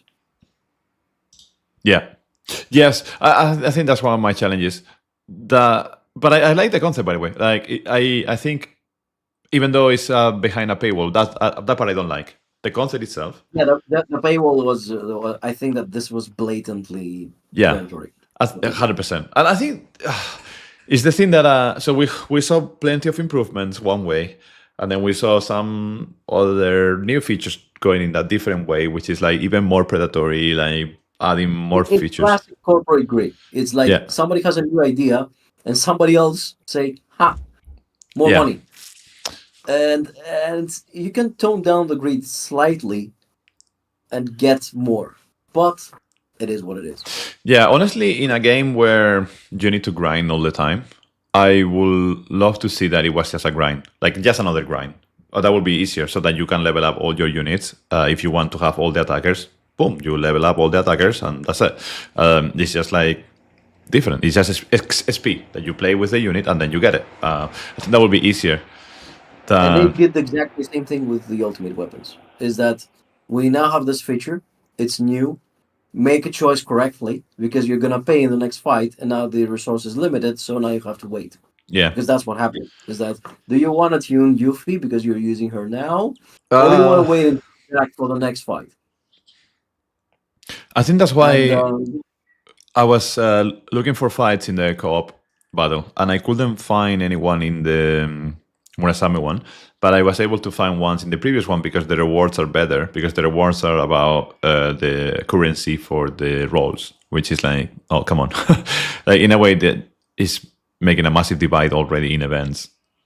co-op is a problem in this game, by the way. A huge problem. 90% of the content that is co-op, you cannot find players. Let's say that you missed the first day of the new event. Yeah. For some reason, you were traveling, and you want now to log in and do the initial fights. Not the last one, the initial one. Nobody's online to help you with that. I think that co-op, the way that it is designed, needs to have bots. It's preferable if you do it co-op, but give me the option of doing the fight with random people that are not playing, just bots. Yes, even if it's like hire a soldier, and it's like a NPC soldier, right, that plays with you. So in a way, you're playing solo. Yes. And then you see the skin of the soldier, like in the story mode, and then they do basic attacks only and whatever. And I really agree with you, because, like, honestly, it's just like impossible to. It doesn't help. We were talking about this in the previous podcast. As a new player, new players. You get a new player, and they haven't cleared the previous content, and they want to do co-op, the normal co-ops that we have. Yeah. Nobody's doing them. Yeah, and as a new player, I think it's so important that you don't see a waiting queue. That's like key. If you see a waiting queue, that's it. You're gone. You're never playing the game again. What you want, and you believe that the game is on decline if you see that, even if it isn't. Exactly. And then you start saying game is dead in Twitter or whatever, shit game, whatever. So I think it's really important that anything that you click, you have things to play, because it's not like, as you are saying, like, what's the point? So yeah, I think that's a really good one. By the way, speaking of anniversary and predictions, then, do you think we're gonna see a new unit coming in the anniversary? Between now and the anniversary, I suspect we're gonna get a new unit, and my prediction is that it's the female soldier from the first soldier story now that is in the team alongside yes, Sephiroth and Angel, because it's still a combatant, so that could be one. The other one could be Genesis, most likely, if they want to introduce, like they did with Young Angel, that we get a young Genesis. Just to fill in the roles of the people that we later see as NPCs for some reason. Yeah. Those are the two that I believe that we are gonna get, if we are gonna get a new characters. But you think before anniversary then? It's either before anniversary or at most during the anniversary. Yeah, I think I'm close to betting it's 100% during the anniversary. That's my feeling right now, simply because of the number of limited banners that we're already going to see in the anniversary. Yeah. Every new unit is a limited banner, and anniversary is at least 4 limited banners. So I'm thinking the first one is going to be, or the last one, is going to be a new unit. So we will get plenty of things on the first 3 banners. Like, it will be like, oh my god, so must pull, you cannot miss it. And then the last one probably will be the new unit, which still is limited and also anniversary, whatever. And it's gonna introduce a new mechanic or something, and it will be like, oh my god, I should have saved. Now this is so much better. So I think that's my bet. I think that's gonna be the feeling of the anniversary. It's still gonna be really good, because they're gonna give us plenty of free things, like free materia, maybe 5-star materia. So that would be good. But yeah, and if we are talking about units, I agree with those two. My bet is that it should be Genesis, and it's only because of the fan service. To be honest, like, it's not like, I think Genesis could sell more than this new unit that nobody knows, and it will make the whole experience a bit more complete, quote unquote. Like we have now the main players, more or less, of the story. Or 1 second, Reno or Rufus playable. That would be sick. That would be sick. That would be another story. Going from the compilation of the things that I know, if you want to introduce anything from Shinra, you either put a separate chapter, which would be Before Crisis, which we don't have yet. So there, I do see them giving you such characters, but that's another chapter entirely. Or they introduce a younger version of a character that we already know that has a connection to the story, and therein lies the problem, that the only people that somehow interact with the people that you play is, like you said, Young and Jill makes sense because we need to see how the trio of legendary fighters or whatever interact, because we only in Crisis Core we only see the end of it. We don't see how they bonded. So Young Genesis makes sense. The new girl makes sense only for the sake of she was introduced in the story, and because of her looks and what it means for Sephiroth, it might be something that we need to address, because it could be more complicated than what we see as to the experiments of you know who. And of the Shinra side, Rufus is too young to be introduced as a combatant then. Because he is still a brat at this point. I see. I don't want to spoil things for people that don't know the story for Before Crisis, but let's just say that the best way to introduce Rufus is if you had Rufus somehow introduced with a Before Crisis separate thing. Entirely. And there, of all the Turks that you could introduce now, that would be only Sung. Because we would get the idea as to how the new blood of Turks now operate. Because again, in Before Crisis, things happened, things changed, even the Turks changed, the whole division changed. So showing us a young Sung as an active combatant to become the director later, that would be something as a new character. But I think that all those things that I now mentioned, unless they directly tie into the First Soldier story that we have right now, there's going to be very difficult to introduce right now. And Rude and Reno supposedly were the sidekicks of Sung, and also they had a role in the previous direction. So I think that the best way for those three, alongside Rufus, to be introduced in a Before Crisis story, but not in this one. Yes. This one could be Young Genesis, Young Angel, Sephiroth, and probably the new girl, and there you have it. And how they interact with the trio that we already know, Glenn, Lucia, and Matt. Yeah. So Gelibake was saying that it could be Reno. He was on the Art of the Dragon Quest stuff in August. So maybe Before Crisis in September anniversary will be a big draw for Final Fantasy VII fans. And then Lily was saying that is a good idea for an anniversary. Yeah. To introduce a separate thing. So either Dirge of Cerberus or Before Crisis. You're finishing the story of Crisis, because Crisis Core has not that much to go, by the way. Yes. So we're almost done. I'm inclined to think it's gonna be Before Crisis. So then it's Reno on anniversary, and then later down the line is Genesis, like at some point.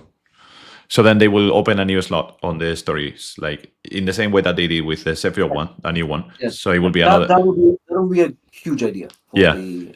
I think it makes sense for the anniversary, because it's like get new story that has never been released in any other game. So like more incentives for new players to play the game, even if they don't like the gacha or whatever.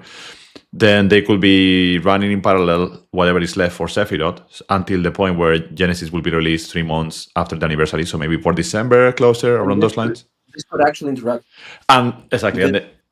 That's the cool thing about it. Is exactly. That the story of Sephiroth is in the past. Yeah. And the story of Before Crisis, the way the events could interact. Yes. And this is a story that is already written. So it's not that difficult for them to just take that story, polish it, and put it there. Yeah, I have to say, like, I think anything that we are gonna see story-wise is already done. Like, normally that's how we work in development teams. Like, they will already, at least it will be done by June, July for sure, like, at the latest, because they need like plenty of months to test it fully, etc. So like, that would be super cool. And then the woman that is appearing, which name I forgot, if anyone knows, now the woman that is going now with Sephiroth, she could come in between, or maybe even after Genesis, maybe.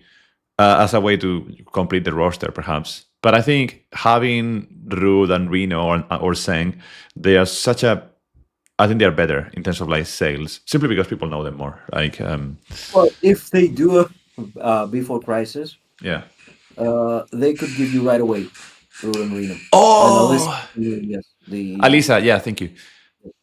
Right away. There's no reason not to. The same way you got Glenn, Lucia, and Matt right away for the first soldier. It's the same thing. So, yeah, but it will be okay. 1 second. 1 unit right away makes sense. 2 units or 3 units right away is so many weapons, so many things. I think they will do just 1 unit unless they want to go. It depends on how they want to do it. For example, you could give them all 3, but that means that we get a bunch of freebies for the anniversary. So that would be a way to advertise the anniversary, as in, if you go into the anniversary for this month, you're gonna get a complete set of this weapon for those 3 people and those 3 people and their levels. Yeah. So it would be an incentive for a new player to catch up with those 3 units. I think that would be sick. So 3 new units, that would be sick. That would be so many units. I think it is too much, but let's play with that idea. Even if it's just 1 unit in the anniversary, and then they put like a banner, plus then like maybe let's say Cloud and this new unit, Reno and Cloud, that's already like really good. Because it's new story, new unit, limited weapons, because it's how they do it. And if these 2 units, like, wow. The other way to do it is to finish the Sephiroth story with people that would tie in the Before Crisis story. Because we don't know how the story finishes. We only know the end result. So there is a way for them, if they want to have this being, somehow interactive, they could do it. But again, I don't want to go too much into spoiler territory because some people don't know the story. And for those that don't know the story, because it's going to be extremely convoluted to explain some things and also ruin it, I think that it's better if we don't spoil. Yeah, no, absolutely, 100%. But especially Rufus has a very interesting story. For me, that would be a separate game. If for some reason they decided to do a separate game, not a gacha or story, whatever, just a game, the whole deal with Rufus could be a separate game, and it would be actually very interesting because you would see the same events that you see, but from an entirely different point of view. Don't give them ideas on more gachas, but I really like. I would love to see it in Ever Crisis. I think it's the perfect place to do it. Also, like, it's the perfect place to have like the Gambit card game, mini games. I think if the anniversary did 2 things, the only thing that I will ask for the anniversary is new unit plus a story like Ever Crisis, like probably Reno or Root. Some of those, and then a new mini game like Queen's Blood. Yeah, exactly. Not the banners that we got. Then the 2 new banner frames that we got, they actually have Queen's Blood written on it. Really? So that, yes. Wow. They won from the monthly pass. Oh wow! If you notice, do you think they are hinting? So it could be him. Is this Scopio? Are we hinting at the biggest reveal already? That would be sick. Look, it's stupid to put it there and not put it there. So I don't know. That would be. I will scream if that is true. Like, I honestly think it would be the best thing Check that it they out. can. Check it out. If you load the game, you'll see. If you go to the selection of banners that we have, because I am sure that you have completed the pass, the monthly pass. Yeah. So if you see the icon that we get, the banner icon, it has the Queen's Blood on it. It will be sick. I think that's the only thing that I will ask for the anniversary, like a mini game that has nothing to do with the gacha system, or maybe it is like Don't give them another. ideas. Yeah. Don't say it. Don't say it. Wait for But it. like a mini game that we can play without stamina, that you can just play, and then you can play with friends, and then you can play cards and stuff, or against the AI. This should be while you wait for stuff. So it Exactly. should be something to pass time actively instead of passively if you want to load up the game while you're waiting for other things to happen. For 100%. example, while you're waiting for stamina to replenish or anything. And it could give you rewards. Dailies, for example, could include that. 100%. They should. Yeah. And a suggestion that I would like to offer is we could have dailies done in different ways. Yes, please. So let's say that, for example, you daily could get, I don't know, 12 potions, 1,000 crystals, or what, a next amount of things, okay? But instead of getting them only through doing, for example, this fight, and this fight, you choose the way you get them. As in, 100%. somebody plays more Queen's Blood, somebody else does more fights on the event or whatever. It's the same amount because you dole out the same amount of things. 100%. But we choose how we play. Yeah, I always say this. I always come back to this game that I love, Wuthering Waves. They have this. And you, whenever you said that, you reminded me of something very important. They have this, and I love this. It's so key. Like right now, sometimes it's a pain. Like just let me. If I just want to play solo, just let me play solo. Or if I just want to play co-op, just let me play co-op. And I think introducing the Queen's Blood, it would be fantastic to like. What if I just want to craft materia? I should be able to complete the dailies just crafting like 30 materials per day or something. I don't know. It will make the whole dailies so much better. Honestly, like sometimes they feel like a chore. I don't want to go for my chocobos anymore. I don't want to open my chocobos. I don't care. Like just like sometimes it's like I do it because of the dailies, and it's like honestly it will change the experience when you log in to have different paths for the same result. So like 100% agree with you on that. That would be so good. Especially those 1 per day battles where you need to separately go into each event and do 1 or 2 ones per day. Yeah. And now we have 3 pages of events, and like, really? Yeah. Sometimes I don't even do File those. them up, or at least find a way to have those things in the same menu, because as is, it's extremely annoying. Yeah, I think there should be like a different, as you were saying, a different menu that you just click all the dailies. Dailies. Exactly, Just dailies. Go in, give me the options for the dailies. And say, do 3 out of 5 to get those. Do 5 out of 5 to get 100%. those, or whatever. 100%.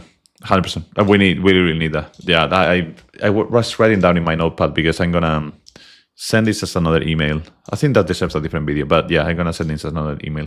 Speaking of, I wanted to ask about your feelings. I know, like, I don't know, for anyone watching, so like Penance is honestly one of the best players in Ever Crisis, like hands down. And I wanted to ask you, what do you think about the latest guild fights and the latest PvP events? How are you seeing that? Because I know you're a big competitor, so you like to put the hours, you like to study, you like to play the game. How do you see the game changing now that we have this overboost and stuff like that in terms of like the PvP? Most of the things will be positive. From what I say, there will be negatives, but most of the things will be positive. So let's start with those. I think that is a move in the right direction to have 6 stages. And besides the first fight, that was a fiasco for me because they made it too easy for everybody, so they capped. The next one was actually correct because we could build out players in a fashion that would help. And everybody would have a level they would compete in. Whereas in the previous guild fights, we would have many situations where somebody would not even be able to complete stage 1. I think that right now we're moving towards the right direction. So for guild fights, I like what they're doing. I dislike that they haven't fixed the synchronization between the daily rewards and the days of the event, because that's extremely stupid. That you have to register your attempts before the daily reset, but the resets at another time, and like, why? Just make it the same. There are improvements that I can do. For example, they could have the same requirement for the boss, but we don't need to be in the same.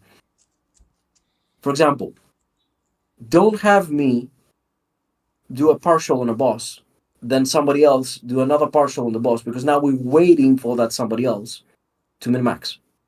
Mm-hmm. So give me, each player, the 3 players that we have, an instanced version of the boss where I would put those attempts wherever it's better for me to put it, and the coordinator will say, for example, for you it's better to clear 3 times stage 5, or do 2 times stage 6, 50% each, do the other one. So what I understand from what you're saying is give the coordinators the ability to say, this, I'm gonna pick this 5 from this person, this 5 from this person, this 5 from this person, so that this gives me the total that I need, because the fights are already saved, but we are not discounting them yet from the total amount of fights. So you have done your 3 fights on stage 6 and your 3 fights on stage 5, and the coordinator says, okay, Penance has done really good on stage 5. I'm gonna get one fight in stage 5, and the other 2 I'm gonna get in stage 6. Is that what you're suggesting? Like a way to... The problem we have right now is time zones and availability. Yeah. Is that, for example, let's say that on my spreadsheet, you and somebody that plays in China are the best possible pair for a stage, but you are not available, or that guy is not available. So what do I do now? Now I have to either compromise, or wait to somehow find you and the other guy and pair you together. Now imagine if instead of doing that, each of you had a separate instance and we didn't tally the boss health. So I know that you, for example, are doing 50% on 5 and are doing 100% on 4. And depending on how many clears I need for the guild fight, I will tell you to do 5 or 4, which is nothing to do with who else is going in. That's what it will help with. And the other thing that I think they need to do is, much like they do with the dungeons or any other ranked event, actually every other ranked event with the exception of guild fights, we register our best attempts. Yes. We don't register our limited attempt that we have, and that's it. So let me run. If I consider this run to be correct, let me register it. There goes my ticket.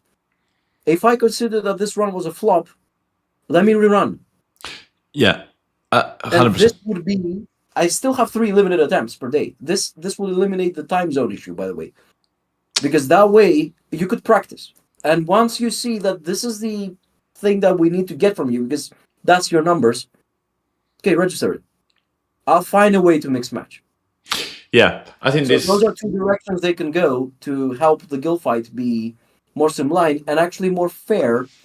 And to be honest, it will also incentivize less people trying to abuse and cheat and exploit with how they connect, disconnect, whatever. Because if you have limited attempts, you are trying to min-max. And you're delaying the group as well. For example, say you're training and you're not quite there yet. And you can do 55-ish, but now you're doing 47. Or you do 5 mocks of 55 and you got screwed by internet or whatever, and you did a 47, and that's what you registered. So 100%, I think we need this one. It will also simplify the 2 buttons. Sometimes you have the mock button and the other button, the real one. Let me run, and if I consider this is a good run, register it. Exactly. Everything will be just the same button.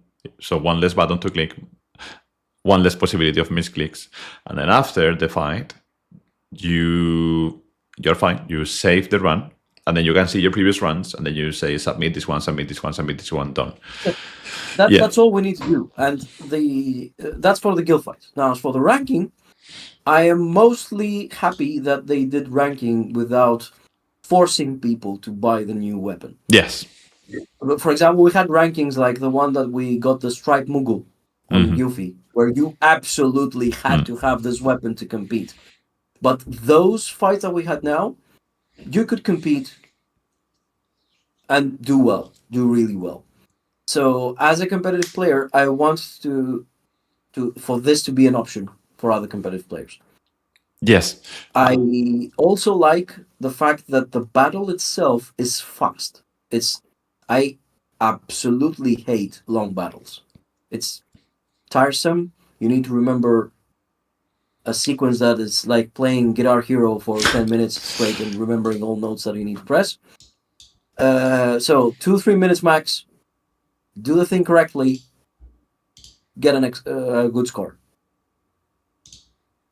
So I like the changes thus far.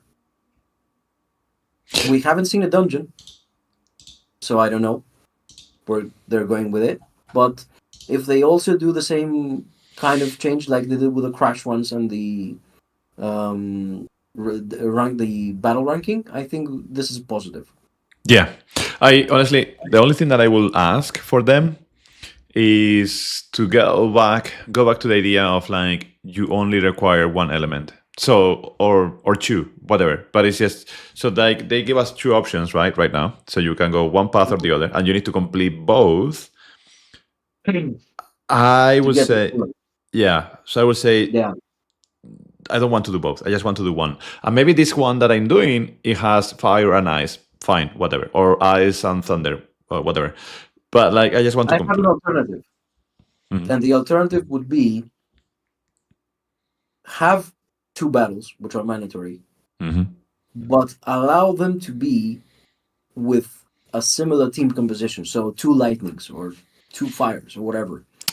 Because this would still give you the competitive requirement of doing 2 fights, but it will not nerf you in the sense of I can do very well on this one and very badly on the other.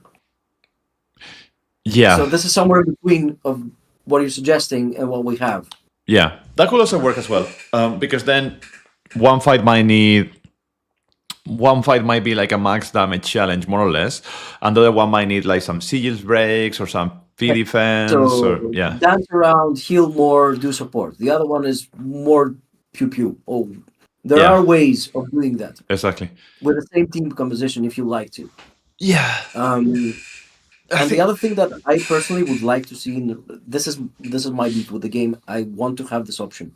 I'm not saying that should be the only option, but I want to have it. I want to have a ranking event with only farmable weapons. Oh, so everybody is equal. Yeah.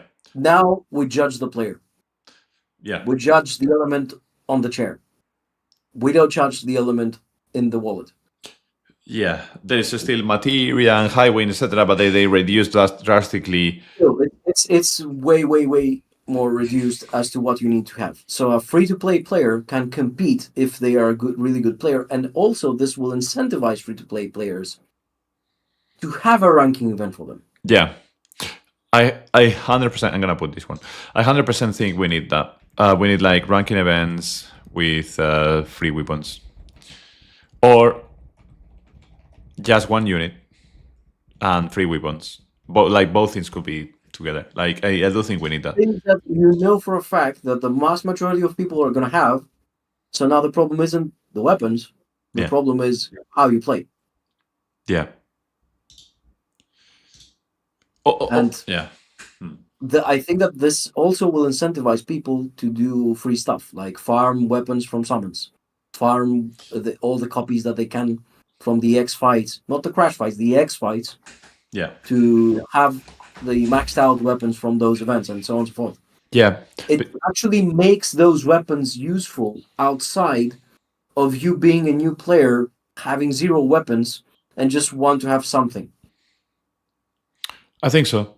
And it also will make not only new players, but free-to-play players, it will teach them how to play. Yes. Because you will now have to play correctly with the things that you have. Not only play on auto, blindly, or I don't know, do content that because you feel that since I'm not competing anyway, why would be the point of me learning to play optimally? 100%.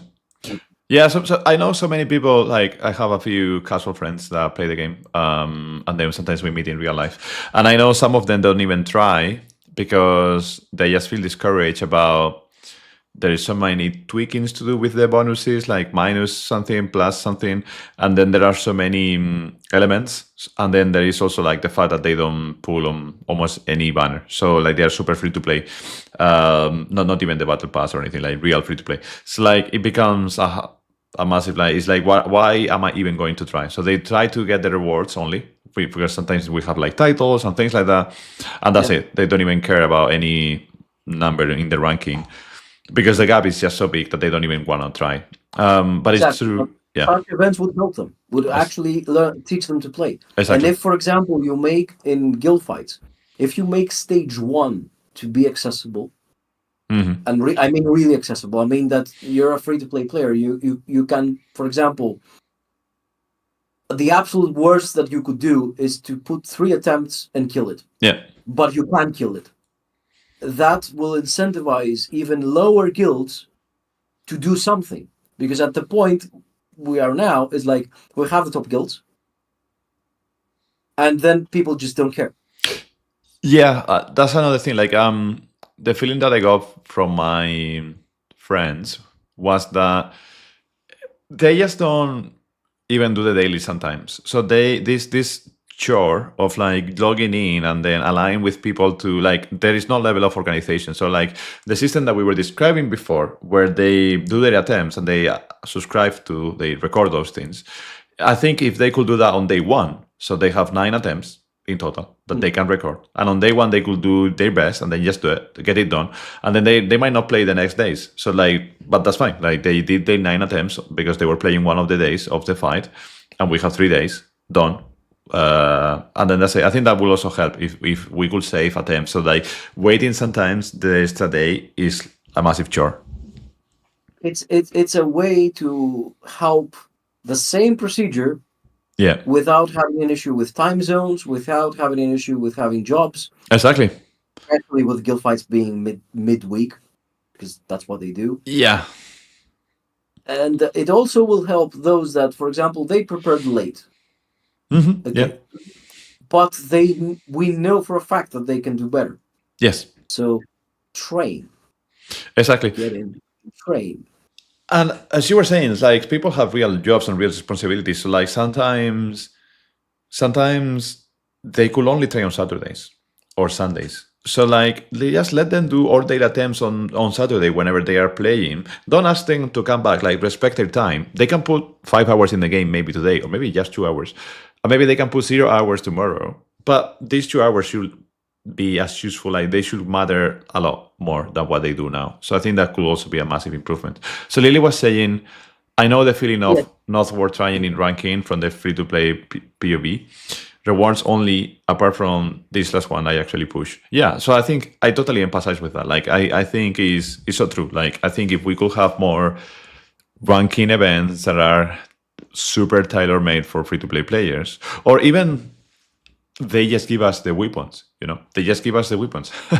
Like, it's just... That's what I said for the farmable ones. For example, say that you make an event that only allow the weapons from summons. Right? Yeah. Or the free weapons that we got from the game. Like, for example, now the Umbral Blade that they gave us, the OB10 for free. Yeah. All right, now everybody has the same gear, correct? Yeah. So because you can always go and farm the summon, even at lower levels. So now that you have the weapon, and now that I have the weapon, everybody else have the weapon. All right. Now let's fix the problem with the chair, where this is where we actually compete in, because everybody's dressed the same. Yeah. We all dress for the occasion. Let's go to the occasion. Exactly. I will go even as far as to say we have now the Easter event. So that's it. You can only use the weapons from the Easter event. Done. It's 2 weapons. Yes. Two example, weapons. For each of those, we had the escalation fights. We had the once per day fights. We had the X fights. Okay. And give me one that is free to play oriented, that is something that is useful for the free to play player to compete in. Yeah. Which is where the Hall of Fame that you mentioned previously comes in. Yes, and I would say I like to see. Remember the tables that we do, the spreadsheets. Each time that the ranking event ends, we have the players there. yeah, This should be in game. 100%. Like, and it's good that at least someone is trying to collect all the information, etc. Because if people were busy, they will not even be collecting. So there will be no history of like who won or who was second, etc. So I do think leaderboards is like I'm really passionate about that. I think they need that, and also like the more I think about these free to play ranking events, it could be just one unit or 2 units, the only ones that are there in the event. So like maybe Zack and Lucia, whatever, and they can only play only with the units, the weapon of the event. That's it. Other weapons are not allowed. No sub weapons, nothing, just empty, and that's it. You can do many restrictions. Yes, I agree that the way that you customize it, there are many ways to do it, and in the player window that we have, for example, how many synthesis we've done or how many chocobos we've collected, how many ranking events we're participating. Okay, yeah, and what was the rank there? yes, For free to play, they also have the equivalent ranking. yes, If you're a good player, that would show up there. And say that tomorrow somebody is trying to make a guild that is competitive, yeah, but is competitive in the sense of it has competitive players, not that it has krakens. exactly. And let's say that they want to collect a free-to-play guild that is actually free-to-play with good players. I now think you have the way to check that because you see that this person is competing every week and is doing results with a small account. I'm starting to think that these two things combined could actually fix the game for newer players. So these two things combined are, first of all, leaderboards, because that will help for all the players. And second of all is ranking for free-to-play players, so that you can only use limited weapons. The weapons that are of the events. So like you don't even have to be playing from day one. It's just like in this event, you you get have the kit, get in. exactly, and it's like just one unit. And then a ranking there, it will be so powerful because then it's like, well, I have never won a pay-to-win event, but I have won a few of the free-to-play events. That would be so good. Yes, and it will also incentivize future whales because if you try for the free-to-play and you see that you're good at it, you see that you understand how to play the game, and now your wallet permits it, now you have the incentive of investing into the game. Yeah. But if it was from the beginning, either pay to win or don't play, you just gatekeep your game this way. Yeah. Yeah, Odin Escalation can only play with... Said, Odin Escalation can only play without an event summoned weapons. Yeah. Good for you. Yes, I think so. I think we need that. And then I also think, like, sometimes we think about whales krakens. I think the key in a business is sometimes those like sustainable income, like those £2, €2, £5. So like it doesn't need to be like 200, 500. It just needs to be a lot of people like in mass paying £2 here and there. So like what I'm trying to say is like if people just paid for the battle passes, for example, because they want to support the game, and that's it, nothing else. But we have enough people that could be a game that lasts forever. Because it's just enough people that pay the servers, pay the people working behind the scenes, pay the marketing, pay whatever, and that's it. So I think this kind of free-to-play events could incentivize more people feeling that, oh, maybe I like this skin. I'm going to get this skin in the Battle Pass because now Battle Passes comes with skins that we don't have any, but maybe in the future. Battle Pass monthly weapon. For example, the Umbro Blade that we got. Mm-hmm. Say that you have a dolphin that only pays the Battle Pass.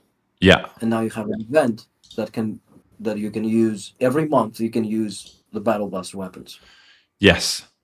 So even the minor spenders now have somewhere to compete. It's the same thing of having different kind of tournaments in card games or in sports. Exactly. Not everything needs to be Champions League or the World Cup.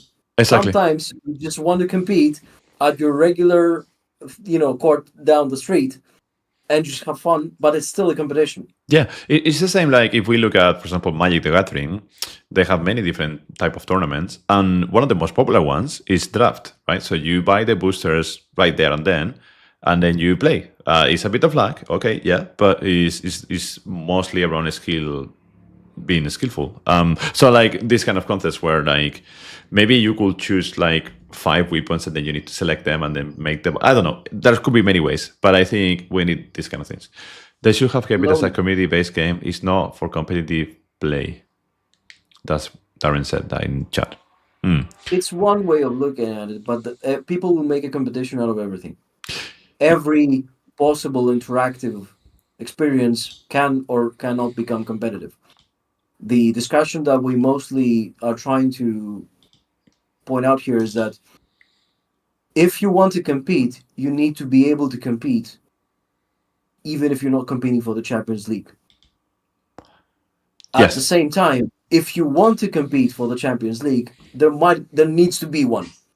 So this is why every game is bound to have the tryhards and the casuals that are playing for fun.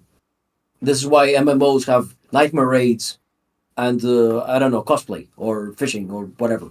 Yeah, both are equally valid in any online experience, and having both also allows for a way for people that are different not to be parasitic towards one another. Because if say that a game is only competitive, now you will have a gate-kept society of hardcore competitive players that are going to diss on the rest. Or say that the game is only casual. Now this is a party game that the tryhards don't want to enter. But if you have both and you have options for them, everybody's happy. So I don't think that there's a reason for this to be only casual, only competitive, only whales, only free-to-play or whatever. I think that's how they will make the game sustainable, by catering for more players. So then if they introduce mini games like Queen's Blood, and if they introduce these ranking events for free-to-play players, then you have 2 massive avenues for people that maybe... Imagine if we could get cosmetics by playing Queen's Blood. So we could get a new... You can have Queen's Blood tournaments. You can have Queen's Blood premium cards. So if somebody doesn't want to compete in ranking, but wants to compete in the monthly Queen's Blood tournament...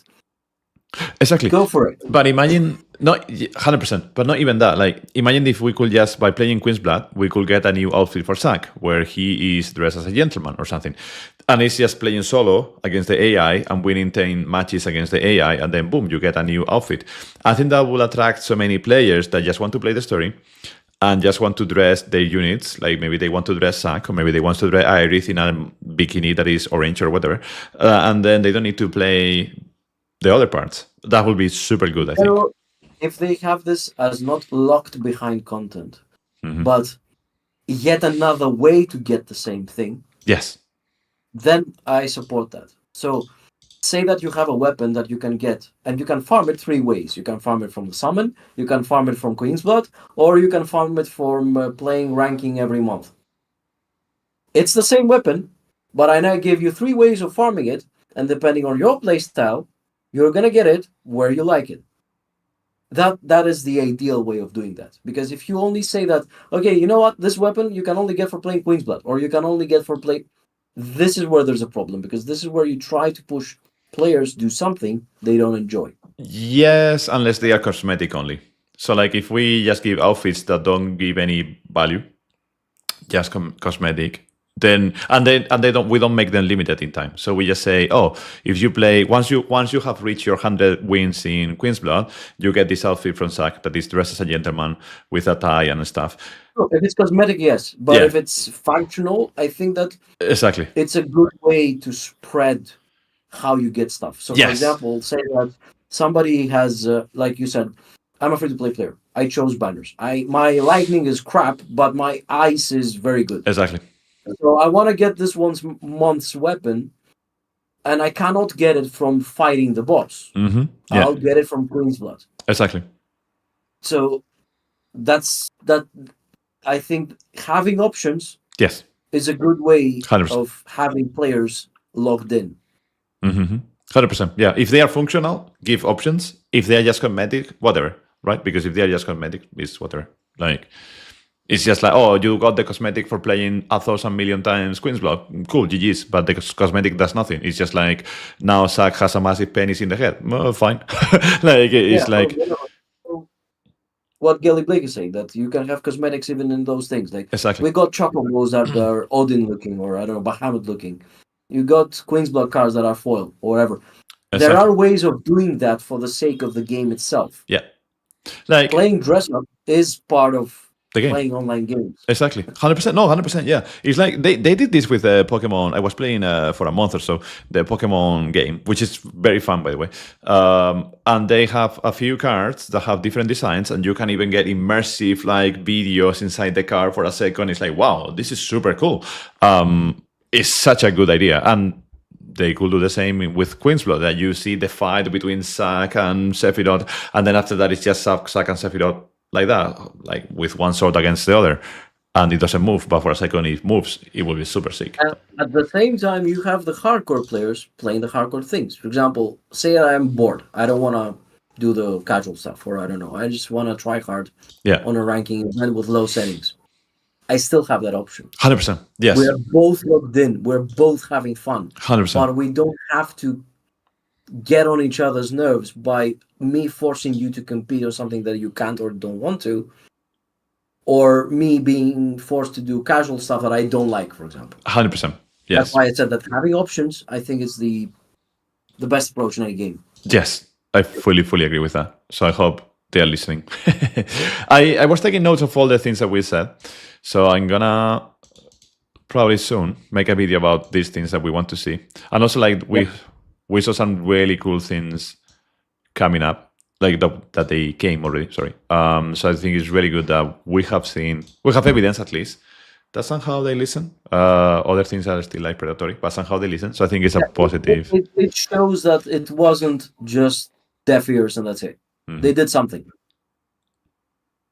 Yeah, so it's a positive outcome, I think. So that was super good to see. And I think with that, anything else before we end the stream, before the end of the podcast, episode 3? Well, first of all, I would like to again address the fact that we're having fun here. I like what we're doing. I like our podcasts, and I like that we made it as a regular thing.